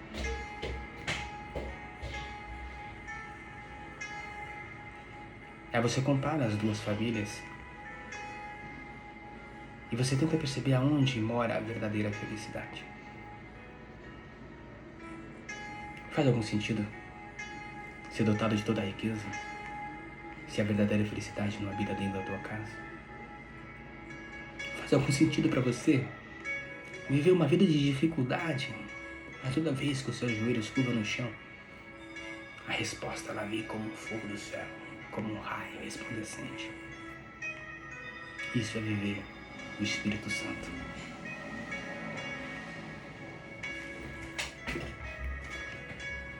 Outras influências, continua a leitura. Ainda pode dirigir sua vida, mas todas levam ao mesmo impasse. Potencial não aproveitado, estresse desnecessário e uma vida não realizada. Essa jornada de 40 dias mostrará como ter uma vida dirigida por propósito. Uma vida guiada, controlada e direcionada pelos propósitos de Deus. Nada é mais importante que conhecer os propósitos de Deus para a sua vida. E nada pode compensar o prejuízo de não os conhecer. Nem o sucesso, nem as riquezas, nem a fama, nem os prazeres, nem um propósito à vida, nem um propósito. Nada é mais importante que conhecer os propósitos de Deus para a sua vida. E nada pode compensar o prejuízo de não conhecer. Nem o sucesso, nem as riquezas, nem a fama e nem os prazeres. Nenhum propósito, a vida não passa, sem um propósito, a vida não passa de um movimento sem sentido, uma atividade sem direção ou uma série de acontecimentos sem motivo. Sem um propósito, a vida é banal, mesquinha e inútil. Um subtítulo: As vantagens de uma vida dirigida por propósito. Há 5 grandes vantagens em se viver uma vida com propósitos. Conhecer o propósito de sua vida faz com que ela tenha sentido. Fomos feitos para alcançar algum significado na vida. Por isso, tantas pessoas recorrem a métodos questionáveis, como a astrologia, a psicologia, para descobrir. Quando a vida faz sentido, você pode suportar quase tudo. Do contrário, ela se torna insuportável. Um jovem na casa dos 20 anos escreveu: Sinto-me um fracassado. Sinto-me um fracasso, pois luto para me tornar algo que nem ao menos sei o que. Uou. Parece o Eliezer. Com 20 anos. Amigo, as chaves vão caindo, o aprendizado ele é constante. Lembra que a ideia inicial de começar esses vídeos é, com todo respeito, talvez seja mais pra mim do que pra vocês, entende? Mas eu tô juntando o útil ao agradável e compartilhando esse conhecimento que não é meu, que é do Espírito Santo, que caiu sobre uma outra pessoa. Rick, sobrenome é em inglês. Procurem aí, senão vou deixar em xeque o meu inglês. Aproveitando tudo que está na nossa frente, aproveitando todas as ferramentas para chegar aonde definitivamente nós temos que chegar, entende? O meu negócio principal não é ler o livro na internet, o meu negócio principal não é ler a palavra ou pegar a palavra. O meu negócio principal nesse momento é uma coisa e pode ser que amanhã seja outra. Mas eu quero que a minha vida seja marcada por esses momentos, por falar de Cristo, por anunciar Cristo. Porque nesse exato momento, eu me sinto preenchido, eu me sinto feliz, eu me sinto alegre, eu me sinto completo. Eu me sinto aquela família que você visualizou aí na tua mente, num lugar bem humilde, nada mais importa, porque tudo que eu preciso tem aqui dentro de mim. Sem Deus, a vida não tem propósito. Sem um propósito, a vida não faz sentido. Sem um sentido, a vida não tem relevância nem esperança. Na Bíblia, diversas pessoas expressaram sua falta de esperança. Isaías queixou-se: Tenho me afadigado sem qualquer propósito. Tenho gastado a minha força em vão, para nada. Isaías 49, verso 4. Já Jó dizia: Meus dias são vazios e sem esperança. Jó 7, verso 6. Detesto a vida, não quero mais viver, deixe-me em paz, pois a minha vida não vale nada. Jó 7, verso 16. Não está escrito aqui, mas eu lembro de uma pregação que eu vi quando eu era menino. Meu pai pregava e falava lá de Elias, que estava lá recluso, lá numa montanha. E ele falava: a vida não faz sentido, bom seria que eu morresse e não vivesse. Elias, não temas, eis que preparei 7.000 que não se prostrou diante do rei. Glória a Deus! Glória a Deus. A esperança é tão essencial para a vida quanto o ar e a água. É preciso esperança para lutar. O Dr. Bernie Siegel descobriu que podia prever qual dos pacientes com câncer apresentaria melhoras ao perguntar: você quer viver até os 100 anos de idade? Os que tinham profunda noção de propósito de vida respondiam que sim, e eram aqueles com maiores probabilidades de sobrevivência. A esperança é o resultado de ter um propósito. Se você tem um propósito de prosperidade, por mais que você não conheça o teu propósito espiritual, mas você quer chegar a algum lugar, você é movido por alguma coisa, isso faz com que você levante toda segunda-feira com a mesma energia que você levantaria uma sexta-feira ou um dia de férias. Porque você tem um motivo, você quer chegar a algum lugar. Se você quer ser promovido, se você quer alcançar um novo cargo, se você quer alcançar novos patamares, você se move por aquilo ali porque você vê que aquilo ali faz sentido. Mas a partir do momento que você não quer chegar a lugar algum, qual que é a energia que vai te mover da cama, amigo? Nenhuma. Entende? Então quando você tem um propósito, a vida se torna leve, a vida se torna prazerosa. E quando você diz, eu quero viver mais, não quer dizer que eu não quero morrer para ir morar com Cristo. Eu quero viver para continuar vivendo Cristo. Dá o melhor de mim. E aí eu tenho uma pessoa que eu ouço na internet, ele diz assim: muitas pessoas dizem que eu quero chegar lá e quero conhecer Paulo, quero conhecer Elias, quero conhecer Eliseu. Cara, eu não quero conhecer ninguém desses caras. Eu quero que quando eu chegar na porta do céu, eles estejam me esperando e perguntando quem é fulano. Porque eu estava aqui aguardando o último dia e eu vi histórias sendo contadas sobre você. Pessoas chegando uma após a outra e conversavam, cara, eu recebi o evangelho de fulano de tal. E o avivamento que está sobre aquela pessoa é extraordinário. Aquela pessoa moveu multidões em função de Cristo, em função da palavra. Entende? Isso é viver propósito. A esperança é o resultado de se ter um propósito. Gente, esse vídeo ficou longo demais. Ainda tem 3, 4 páginas.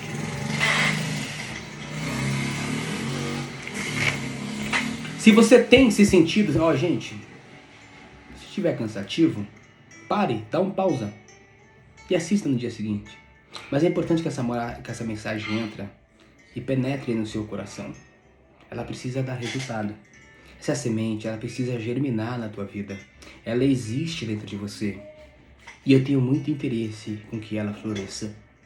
E mais interesse do que eu tem aquele que te criou, tem aquele que colocou essa semente dentro de você. Então faça com que essa semente floresça, entende? Não se permita a viver esse servir a Deus somente dentro de um único lugar, achar que o servir está, eu vou servir a Deus, aonde você vai? Vou na igreja. Na igreja não é lugar de servir. Você sabia disso? A igreja é lugar de adoração. Na igreja você vai para adorar, você vai para entregar o teu louvor. Não era isso que os antigos faziam? Eles iam lá no templo e levavam um incenso, uma oferta e assim por diante. Esse é o propósito da igreja, de adoração, entende? Não é lugar de servir. O servir é fora da igreja, entende? Então você precisa pregar o evangelho, você precisa, de certa forma, fazer valer o sacrifício de morte que o rei sofreu por você na cruz. Se você tem se sentido sem esperança, não desista. Mudanças maravilhosas acontecerão em sua vida quando você começar a viver com propósito. Deus diz, isso em Jeremias 29:11. Sei os planos que tenho para vocês, planos para o bem, não para lhes causar aflição. Eu lhes darei esperança e um futuro promissor.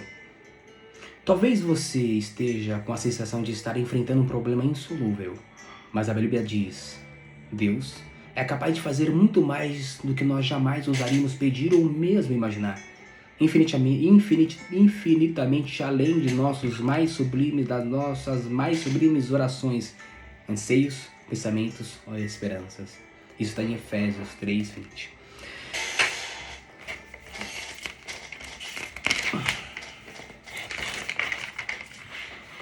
Cinco vantagens para se viver com propósito. Essa que nós acabamos de ler foi uma, agora nós vamos para a segunda. Conhecer seu propósito simplifica a vida. Ele define o que você faz e o que você não faz.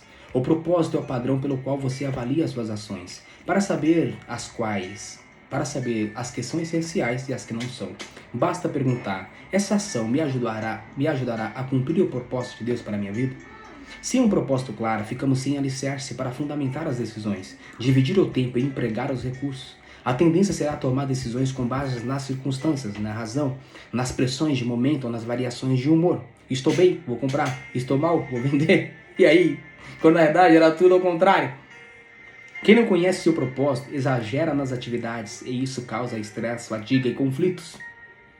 Tem uma outra frase dessa mesma pessoa com quem eu acompanho e vejo muita coisa, muito conteúdo, muito positivo, e diz assim: quem trabalha muito não tem tempo para prosperar, não tem tempo para viver.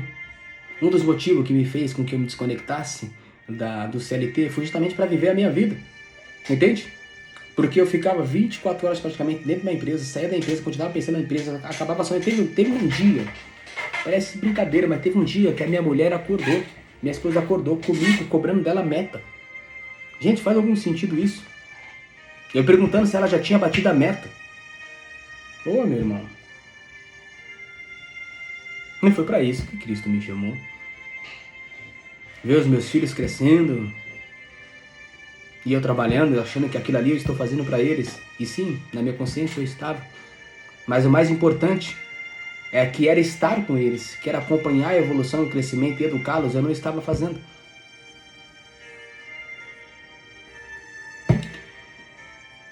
Conhecer seu propósito simplifica a vida.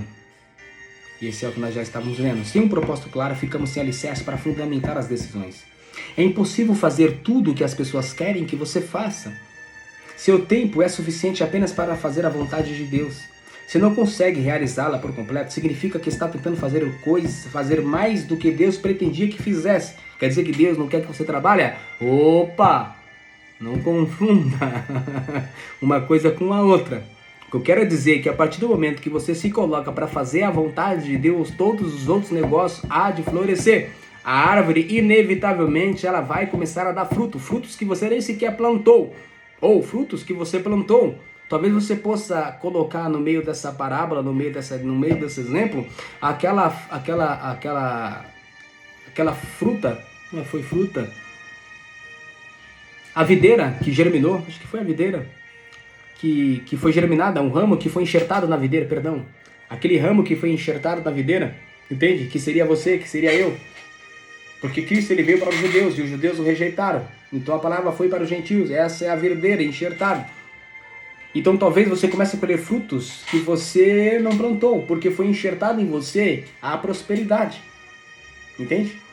Então você tem que continuar trabalhando sim, amigo. Trabalhe bastante, no sentido de subsidiar a tua família com aquilo que ele precisa. Uma coisa não tem nada a ver com a outra. Então não quer dizer que, enfim.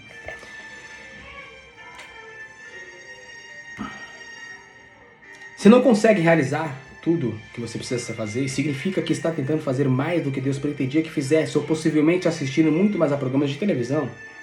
Isso é um ponto. Uma vida dirigida por propósito conduz-nos a um estilo de vida mais simples ou uma agenda mais saudável. A Bíblia diz: a presunção cheia de pompa é uma vida vazia. A vida presunçosa e cheia de pompa, cheia de pompa é uma vida vazia. Mas a vida simples e sincera é uma vida plena. Provérbios 13, verso 7. Tá aí, quem fala isso? É o Salomão, o homem mais sábio, o homem mais rico que existiu. Aí ele fala que a vida presunçosa, cheia de pomba e de riqueza, não é pomba, é pompa. Pompa é uma vida vazia. Mas a vida simples e sincera é uma vida plena. É o que fez com que Davi alcançasse perdão após perdão, após perdão, após perdão, que era a sinceridade. Isso também leva à paz de espírito.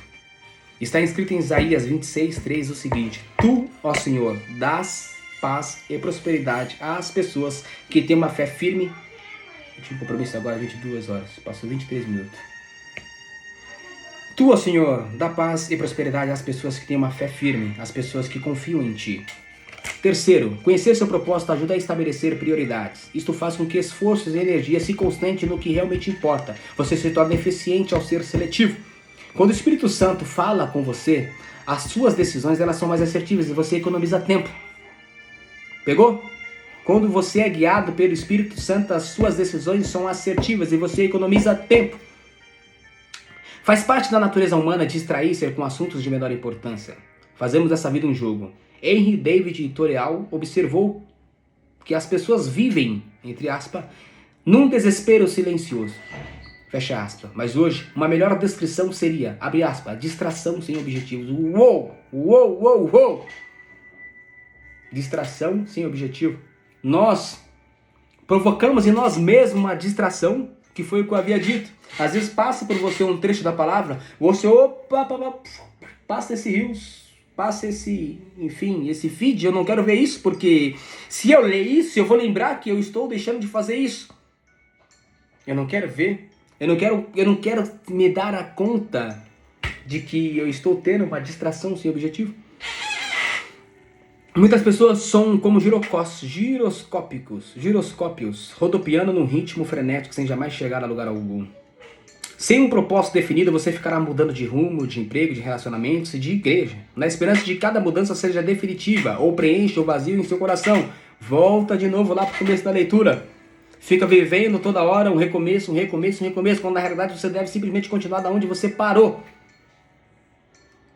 Mas isso não resolve o verdadeiro problema, que é esse círculo, de você ficar mudando de rumo. Talvez seja diferente desta vez, mas isso não resolve o verdadeiro problema, que é falta de foco e de propósito. Sim, relendo, refazendo a leitura, ficou equivocada. Sem um propósito definido, você ficará mudando de rumo, de emprego, de relacionamento, de igreja, na esperança de que cada mudança seja definitiva ou preencha o vazio em seu coração. Você pensa, talvez seja diferente dessa vez, mas isso não resolve o verdadeiro problema. Mas isso não resolve o verdadeiro problema, que é a falta de foco e propósito. A Bíblia diz em Efésios 5,17, não se descuidem, tentem entender o que o Senhor quer de vocês. A capacidade de... Nossa, as coisas vêm vindo, e eu sei que se eu continuar falando, vai alongando.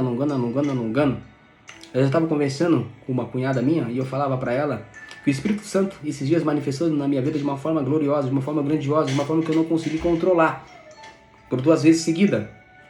E aí a pergunta que eu deveria fazer, e o que eu sugeri que ela fizesse, e que eu fiz para mim mesmo é, o porquê que o Espírito Santo manifestou em mim de uma forma tão acalorosa, de uma forma tão forte, o que ele está querendo me dizer, entende? Às vezes você está na igreja, vou falar na igreja, que é normalmente onde acontecem os maiores movimentos espirituais. Na minha vida foi diferente. As maiores experiências espirituais da minha vida aconteceu fora da igreja. Mas isso não coloca em xeque. Uma sujeirinha aqui, eu tô achando que é na camisa. Mas isso não coloca em xeque a minha experiência dentro da igreja. Ela foi muito positiva. Ela, de certa forma, me direcionou para um caminho. Agora eu sigo o caminho. Entende? Às vezes você está lá na igreja e a manifestação do Espírito Santo vem sobre você de uma forma maravilhosa. E você acha que aquela manifestação diz sobre o culto que você está vivendo. Olha, Deus visitou muito a minha alma, foi um culto maravilhoso, ok, maravilha, o culto acabou, e aí? O que você fez com essa experiência? O que essa experiência disse para você? Olha, gente, uma vez eu estava na igreja e o Espírito Santo revelou uma profecia para aquele que ministrava sobre o povo e dizia assim: dentro de 40 dias a igreja verá um milagre. Escreve isso. Em 40 dias eu vou fazer um milagre dentro dessa igreja. E todos os lugares conhecerão esse milagre. A profecia correu para esse sentido. Eu marquei aquela data. E ainda aquele que ministrava, inspirado pelo Espírito Santo, dizia, pode marcar. Marca. Eu marquei. E no final de 40 dias dava um domingo. E aquele domingo eu desci para o culto e falei, meu Deus, hoje é o dia do milagre. Hoje é o dia do milagre. E assim, quem me conhece sabe que eu sou bastante pentecostal. Eu gosto de barulho, entende? Parece, para uns funciona de um jeito, para outros funciona de um jeito. E tá tudo certo, amigo. Tá tudo certo. Já teve barulhos que Deus manifestou na minha vida de uma forma tão grande, sem eu exprimir uma única palavra. Entende? Sem eu exprimir um único barulho. Entende? Tem barulho que é tão alto que você não consegue exprimir. E tem barulho que você faz que parece que a igreja toda tá ouvindo. Esse sou eu. Entende? E tá tudo certo se você não faz barulho. Mas aquele dia eu falei, hoje é o dia do milagre. E eu entrei dentro da igreja.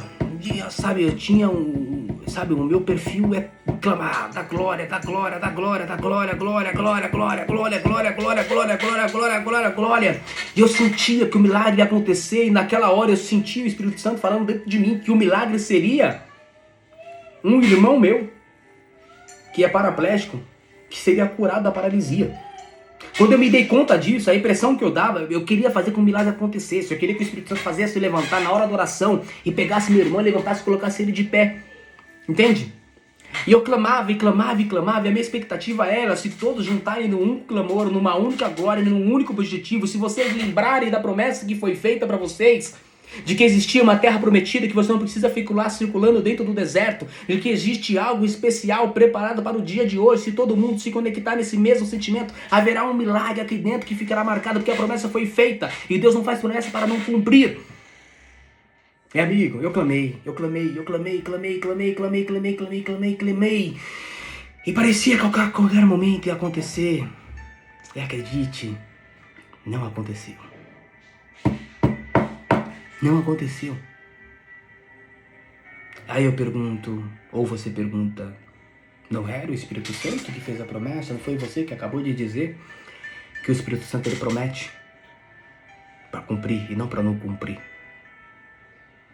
Amigo, o Espírito Santo fez a promessa. Só que da mesma forma que o povo se recusou a sair do deserto e viver a terra prometida, naquele momento a igreja se recusou a ver o milagre.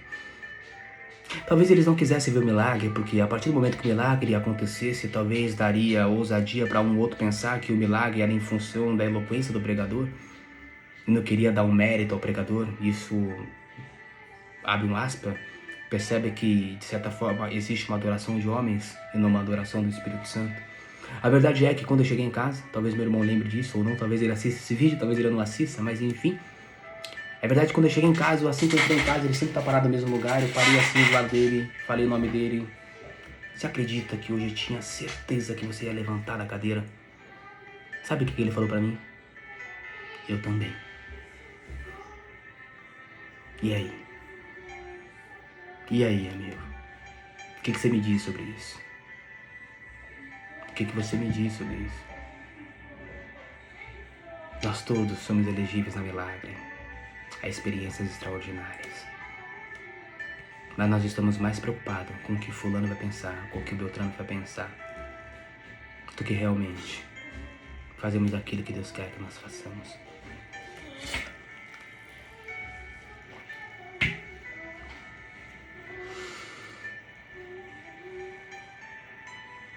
Onde eu parei?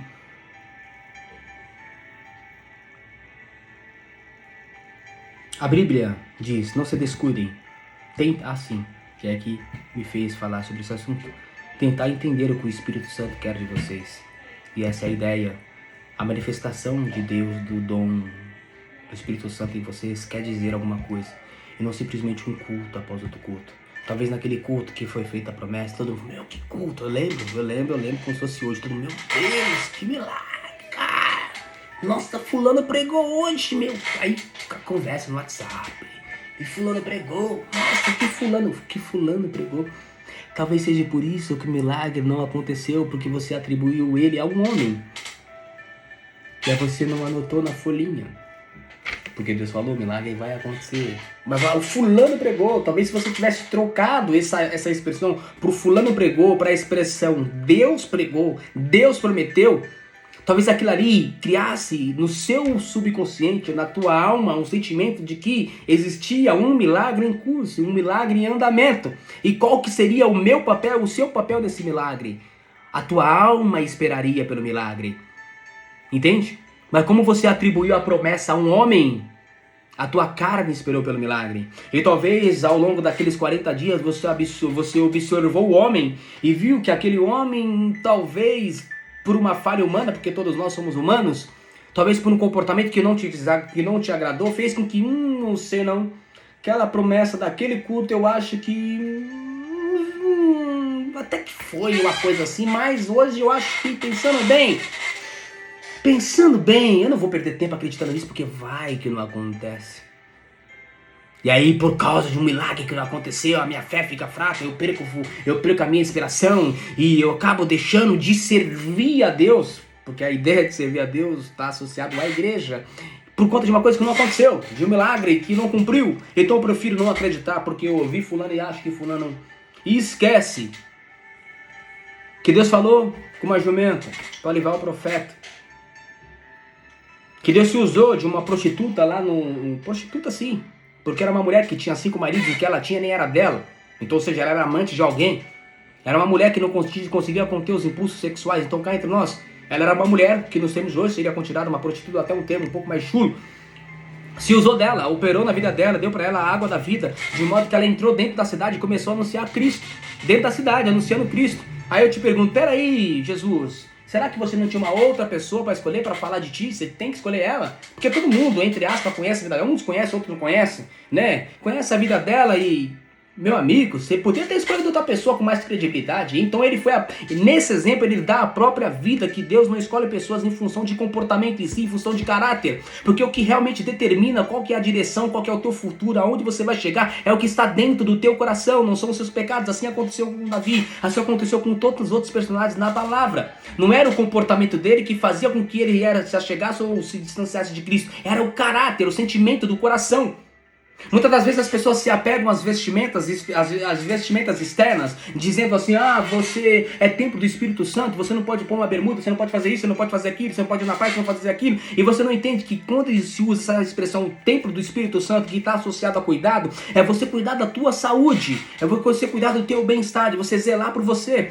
Quando meu pai faleceu, Deus recolheu meu pai do seu reino de glória, as pessoas diziam, meu pai não deveria ter ido, ou o pai deveria ter ido, o Mozart deveria ter ido, ou não deveria ter ido. A questão é que ele talvez só tenha ido simplesmente porque ele não cuidou da saúde dele da forma como ele deveria. E talvez estivesse determinado que ele pregaria uma palavra em janeiro de 2022 ou em dezembro, dia 26 de dezembro de 2022, uma palavra arrebatadora que faria movimento dentro da igreja, movimento no meio da família, e simplesmente ele morreu. E aí, como é que fica essa palavra? Amigo, a palavra ela vai ser pregada de qualquer jeito, não importa qual vai ser a jumenta que vai ser usada, o que interessa é que ela seja pregada. Entende? Porque o trabalhar do Espírito Santo, ele é espiritual, ele não é material. Então se a tua expectativa está em homens, acredite, ela já acabou agora. Qualquer sucesso na tua vida, ele já termina a partir do momento que você coloca a expectativa em um homem. Agora, quando você deposita a tua expectativa em Deus, querido, esquece, nada pode impedir o operar de Deus, o trabalhar de Deus e o teu sucesso nessa vida. Então talvez se a igreja tivesse dado conta de que a promessa foi feita por Deus e não pelo homem, o milagre tinha acontecido. O povo tinha descido para a casa de oração com um sentimento diferente. Entende? Com um sentimento de adoração, com um sentimento de... Vamos lá. Mas não aconteceu. Entende? Mas poderia. A capacidade de concentração pode ser verificada na luz. A luz difusa tem impacto e energia reduzidos, mas você pode concentrar o foco. Com uma lente de aumento, os raios do sol podem ser concentrados a ponto de atear fogo a uma grama ou um pedaço de papel. Quando a convergência da luz é maior como o raio laser, ele pode até cortar o aço. Não há nada tão poderoso quanto uma vida direcionada, isto é, uma vida vivida com um propósito. Os homens e as mulheres que mais influenciaram a história estavam concentrados numa direção. O apóstolo Paulo, por exemplo, difundiu o cristianismo no Império Romano praticamente sozinho, dentro de uma cadeia. E aí há um ponto a considerar. Ele dizia assim, bom seria que eu fosse, mas por amor de vós eu prefiro ficar. Seria muito melhor que eu fosse. Seria incomparavelmente superior a qualquer outra coisa. Mas por amor de vós eu prefiro ficar. Ficar aonde? Na cadeia? Quem é que prefere viver na cadeia e morar com Cristo? Senão aquele que vive uma vida de propósito. Percebe que a felicidade não está associada a riquezas, a poder aquisitivo, a essa questão da nobreza associada à riqueza, a dinheiro. Entende? A verdadeira felicidade é viver Cristo. É você ter Cristo dentro do seu coração. Entende? Retomando, quando as pessoas falam que em função de uma vestimenta, isso, aquilo, outro, nós somos o templo do Espírito Santo, meu amigo, o verdadeiro eu não é o que está fora, não é esse eu, é o que está dentro.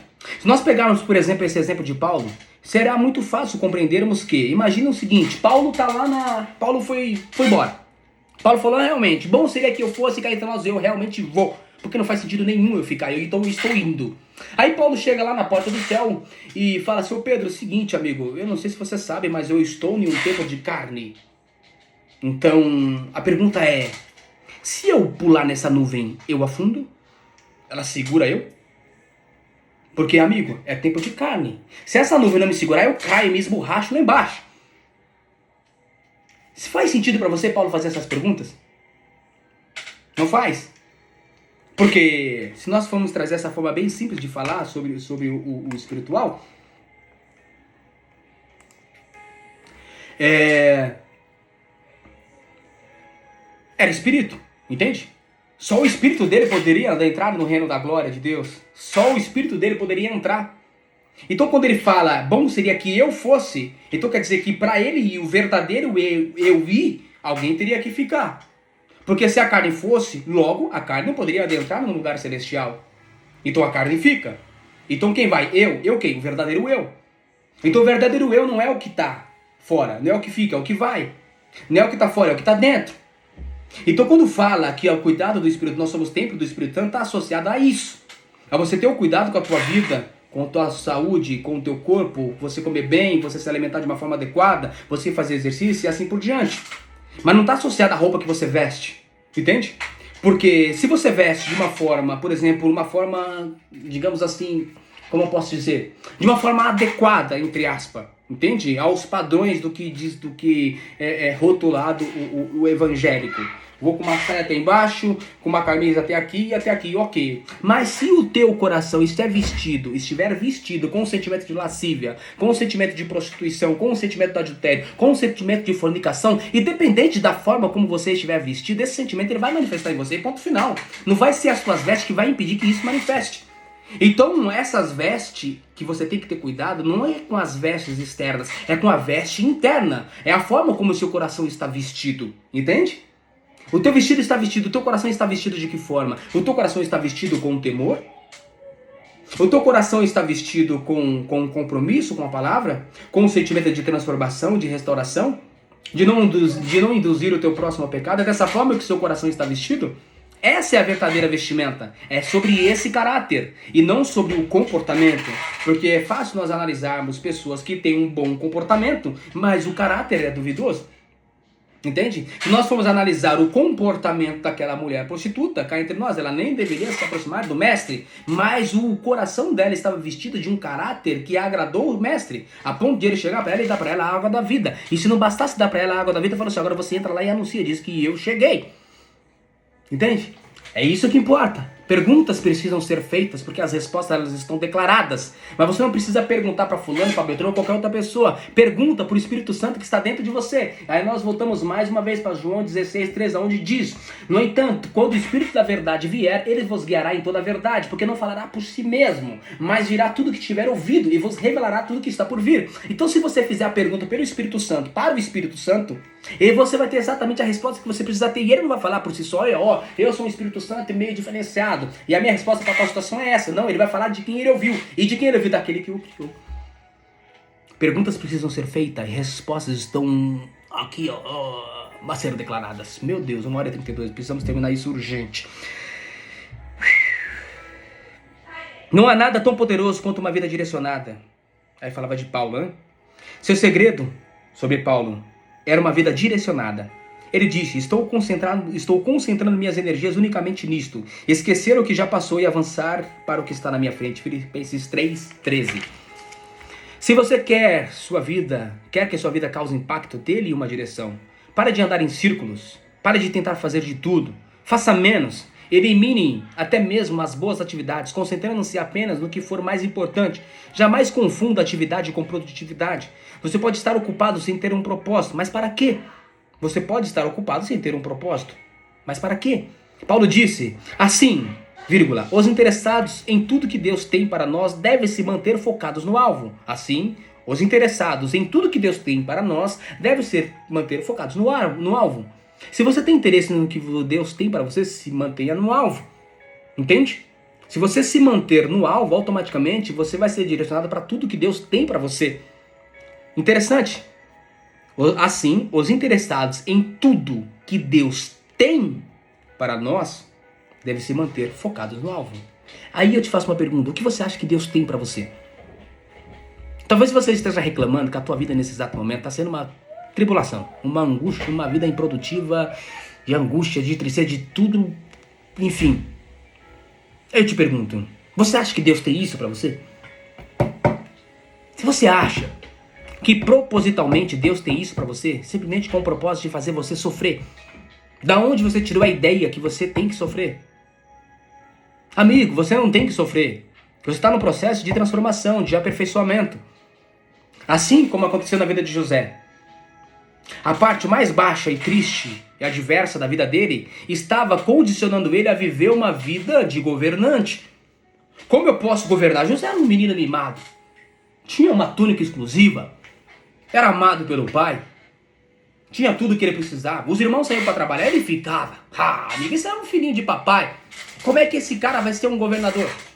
Me explica. Como é que esse cara vai governar sobre pessoas inferiores, condicionamento no sentido financeiro? Ele precisa descer lá embaixo para aprender como ele tem que ficar lá em cima. Então a tua dificuldade é sobre aonde você precisa chegar.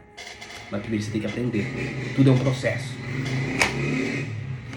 Quarto, conhecer seu propósito traz motivação. O propósito sempre traduz entusiasmo. Nada mais estimulante que um propósito claro. No entanto, a paixão se esvazia quando falta propósito. Até mesmo levantar-se da cama se torna um fardo. Normalmente, é o trabalho sem sentido que nos esgota, consome nossa força e nos rouba o prazer, não o excesso de trabalho. George Bernard Shaw escreveu: esta é a verdadeira alegria da vida, ser usado para um propósito reconhecido por você mesmo como grandioso. Ser uma força da natureza, em vez de um amontoado inconstante e egoísta de ressentimentos e lamentações, sempre reclamando que o mundo não se esforça para torná-lo feliz. Conhecer seu propósito irá prepará-lo para a eternidade. Muita gente passa a vida tentando criar um legado. Tais pessoas querem ser lembradas depois que partirem. Entretanto, o que em última análise mais importa não é o que os outros dizem sobre a sua vida, mas o que Deus diz sobre você. O que as pessoas não percebem é que todas as realizações acabam sendo superadas, recordes são quebrados, reputações não subsistem e homenagens são esquecidas. Na faculdade, até mesmo a meta de James Dobson era ser o campeão de tênis da instituição. Ele se sentiu orgulhoso quando viu sua taça exposta no local de destaque na sala de troféus da faculdade. Anos mais tarde, alguém lhe enviou o troféu pelo correio. Eles o haviam achado numa lata de lixo durante uma reforma na escola. James disse: um dia, todos os seus troféus serão jogados no lixo por alguém. Viver para criar um legado é um objetivo sem perspectiva. Uma utilização mais sábia do tempo é construir um legado eterno. Você não foi posto neste mundo para ser lembrado, mas você foi colocado aqui a fim de se preparar para a eternidade. Lembra? É um processo, amigo. Você está sendo preparado. Chegará o dia em que você estará diante de Deus e Ele fará uma auditoria em sua vida, um exame final. Antes que você ingresse na eternidade, a Bíblia diz: lembre-se, cada um de nós comparecerá diante do tribunal de Deus. Sim, cada um de nós terá de prestar contas de si mesmo a Deus. Romanos 14:10. Felizmente, Deus quer que passemos no teste, por isso nos deu as perguntas antecipadamente. Pela Bíblia, entendemos que Deus nos fará duas perguntas fundamentais. Primeira, o que você fez como meu filho, Jesus Cristo? O que você fez com o meu filho, Jesus Cristo? Deus não irá perguntar. Detalhe, boa pergunta. Bem resumidamente, isso não diz respeito a agredir a fé ou qualquer coisa nesse sentido, entenda. O que você fez com meu filho Jesus Cristo? Você pegou uma cruz, pendurou no pescoço e disse: esse aqui é o filho? Ou você simplesmente pegou a cruz e carregou os vitupérios dele? Entende? Você foi na igreja todo dia? Ou você simplesmente saiu da igreja e foi ser igreja na casa de outras pessoas? Numa vila, numa comunidade, na periferia, na Cracolândia? O que você fez? Entende? Com o meu filho Jesus Cristo? Essa é a pergunta, uma das perguntas que Deus vai fazer para você. E acredite, essa pergunta ela vai ser feita. Ela vai ser feita. E aí, uma pergunta eu faço para você agora. Movido pelo Espírito Santo, eu te digo: qual é a resposta que você quer dar? Ainda dá tempo. Ainda dá tempo, amigo. Ainda dá tempo. Ainda dá tempo. Entende? Não recomeça, só continua de onde você parou. Deus não irá perguntar sobre sua formação religiosa ou visão doutrinária. Se você usava saia, não usava saia, se usava calça, não usava calça, se ia na praia, não ia na praia. Se fazia isso, não fazia aquilo. Se era adventista, se era pentecostal. Se guardava o sábado, ou se não guardava o sábado. Se era judeu, se não era judeu. Se comemorava o Natal, se comemorava o Natal. Se fazia festa no ano novo, se comemorava a Páscoa. Se tomava uma Santa Ceia por ano, uma Santa Ceia por mês, uma Santa Ceia todo dia. Deus não vai perguntar isso, amigo. Não é sobre doutrina. E muitos se equivocam no sentido de que essa doutrina ela é exclusiva, é só ela direciona para a salvação, quando na realidade, se você pegar a palavra de ponta a ponta, não vai ter nenhum trecho dela dizendo essa é a doutrina específica. Entende? Ou Deus, lá no momento da criação, falou o seguinte: ó, agora, tudo criado, tudo maravilha, tudo beleza, vamos começar a criar as religiões? Vamos, maravilha. Seguinte, vamos criar primeiro, deixa eu ver, os adventistas. E a regra do adventista é guarde o sábado. Beleza? E entre outros. Ok. Agora, deixa eu ver. Vamos criar um grupo chamado Testemunha de Jeová. E aí os Testemunhos de Jeová, eles não podem ter transfusão de sangue. Eu tô falando as coisas mais evidentes de cada culto religioso. Entende? Beleza. Vamos criar, por exemplo, a igreja do véu. Entende? Todas as outras igrejas não podem usar o véu, mas essa tem que usar. Você percebe? Você consegue enxergar o Criador determinando essas coisas? Faz algum sentido para você? Então por que você fica enclausulado dentro de uma instituição, acreditando que ela, determinadamente ela, a doutrina dela vai te levar para o céu, quando na realidade a pergunta que vai ser feita para você é, não se você foi todo domingo na igreja, e sim o que você fez com o meu filho, Jesus Cristo. Entende? Falando dessa forma, eu não estou colocando em xeque o que é pregado na igreja adventista, ou na igreja Testemunho de Jeová, ou na igreja do véu, ou em qualquer outra instituição. Muito pelo contrário, todas, de certa forma, direcionam você para o mestre. E isso é o que realmente importa. Entende? Quando chegaram para o Senhor Jesus e falou: mestre, seguinte, tem uns caras ali que estão expulsando demônios em teu nome. E aí o mestre pega e fala: meu querido, se eles não são contra nós, então são a nosso favor. Deixe que o faça. Então não se trata da porta que você entra para louvar, entende? Se trata do último dia, a pergunta que vai ser feita: o que você fez com meu filho Jesus Cristo? Você já tem a resposta? Já tem a resposta, amigo? Pegou no sono aí? Acorda!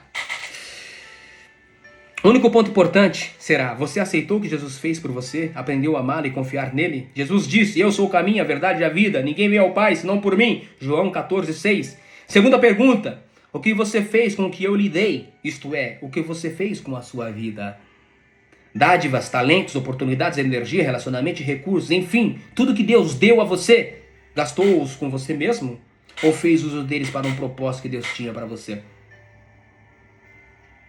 Prepará-lo para essas perguntas é o objetivo deste livro. A primeira irá determinar onde você passará a eternidade. A segunda determinar o que você fará na eternidade.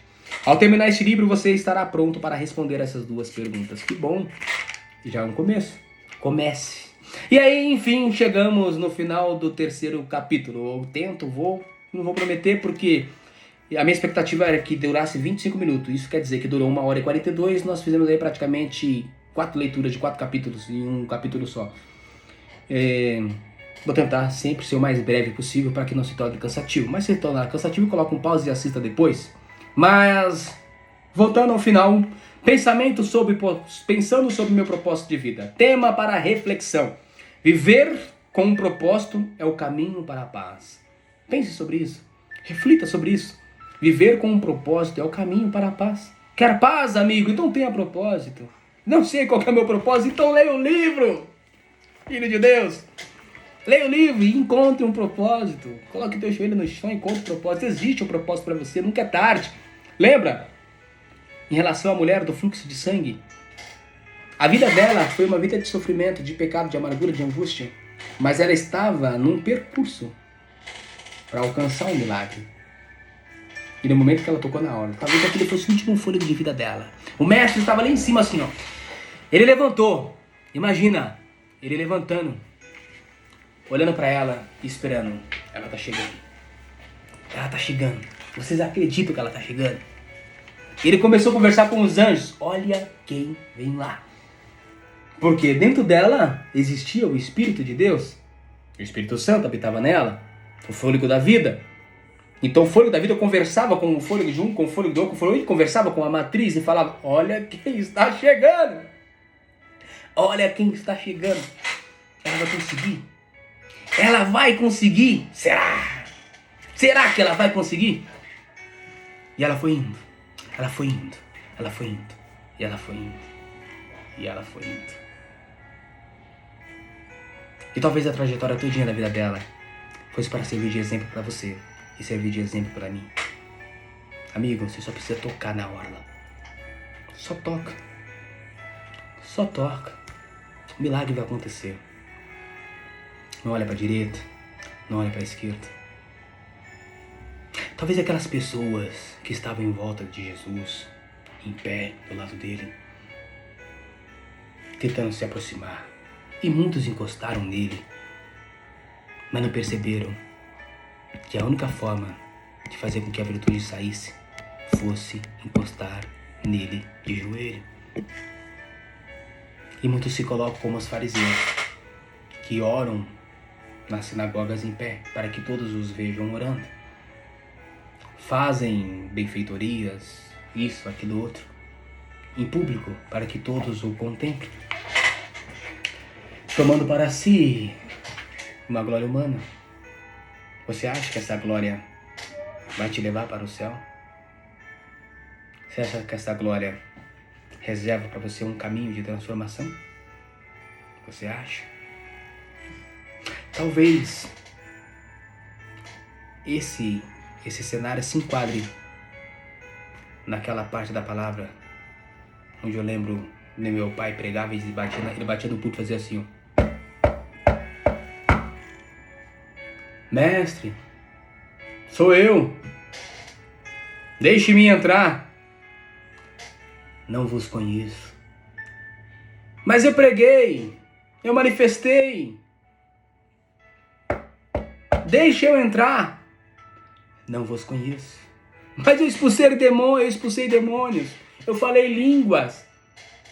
Eu visitei o pobre. Eu levei cesta básica. Eu fiz isso, eu fiz aquilo outro. Não vos conheço. Para trás de mim, praticadores de iniquidades.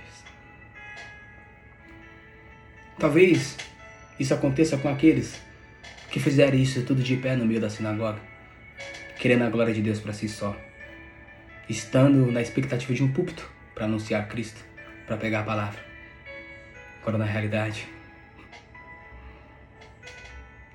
tudo que você precisa é pregar Cristo para tua família, para os teus filhos, para os seus amigos, para as pessoas que estão à sua volta. Você não precisa de um púlpito, amigo. Você não precisa de uma igreja. Você não precisa de um templo. Você só precisa de um propósito. Você só precisa encontrar o seu propósito. Quando você encontrar o seu propósito, você vai levantar da cama todo dia com uma felicidade genuína. Genuína. Talvez esse cenário se enquadre na vida daqueles que fizeram um tanto, mas no fim não fizeram nada. Talvez você não tenha sido chamado nessa vida para pregar. Talvez você tenha sido chamado nessa vida para ouvir. Talvez você não tenha sido chamado nessa vida para ouvir, mas para expulsar demônios, para curar enfermos, para ajudar o pobre, o necessitado, a viúva, o drogado, o viciado, a prostituta. E você está fazendo tudo, mas o que você realmente precisa fazer você não faz. Para aquilo que você realmente foi chamado, você não está fazendo. Então, por mais que você pregue, por mais que você ore, que você expulse o demônio, que você fale línguas, se você não fizer o que você tem que fazer, ele vai dizer para ti: não vos conheço. Amigo, seja conhecido agora. Deixe de lado qualquer coisa que possa te atrapalhar, te impedir de viver o extraordinário, de viver Cristo, de falar de Cristo. Deixe de lado, amigo. Não se preocupe com a opinião de um, com a opinião de outro. Não se preocupe. Entende? Esse final de semana, eu fui no hotel mais chique de São Paulo. O único hotel 6 estrelas de São Paulo. Eu fui lá pra fazer o lançamento. Na verdade, eu não fui lá pra isso, mas acabei que estando lá se tornou pra isso. Já era o desejo inicial da minha esposa, mas em função, enfim, de vários pontos e tal. Mas eu fui no hotel mais chique de São Paulo. Deixei um dinheiro grande lá. Mas estando lá, algo de vergonha quis me tomar. Eu lembrei dessa mesma pessoa, que de certa forma fez muita diferença em minha vida. Um homem extremamente usado por Deus. E ele dizia assim: amigo, você tá com vergonha do quê? Você tá com vergonha de falar? Sabe o que vai acontecer? Você vai falar. Talvez as pessoas ouçam, talvez as pessoas não ouçam. Mas a vergonha, ela só vai permanecer naquele momento. Quando você sair de lá, ninguém vai lembrar de mais nada. Ninguém nem vai lembrar que você passou ali. Ninguém vai nem lembrar de você. Você tá com vergonha do quê? E de repente eu me olhei naquele meio de pessoas com poder aquisitivo absurdo. E eu falei, peraí, eu estou aqui. Ninguém aqui tá pagando a minha conta. Quem tá pagando a conta sou eu. Quem me colocou aqui foi o Criador. A condição é dele, não é minha. E eu tenho que ter vergonha. Eu tenho que ter vergonha da prosperidade. Eu tenho que ter vergonha de ser próspero. Faz algum sentido? É mais ou menos assim, olha, Criador, você me trouxe num ambiente extremamente luxuoso, extremamente chique, mas eu tô com vergonha de ficar aqui. Tem como você pegar isso e dar pra outro? Porque tô com vergonha da tua virtude. Tô com vergonha da tua benção. Tô com vergonha da prosperidade. Eu falei, não. Aí eu arrumei o cabelo, estufei o peito e eu pertenço. E não vai ser nenhum outro que vai dizer que eu não pertenço. E ponto final.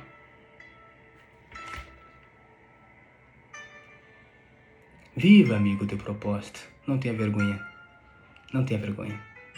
A vergonha um dia passa e você vai se arrepender de não ter feito o que precisava ser feito. Versículo para memorizar. Tu, ó Senhor, dás paz e prosperidade às pessoas que têm uma fé firme, às pessoas que confiam em Ti. Isaías 26:3. Tu, ó Senhor, dá paz e dá prosperidade a todas as pessoas que têm uma fé firme, as pessoas que confiam em Ti. Pergunta para meditar. Na opinião da minha família e de meus amigos, o que dirige a minha vida?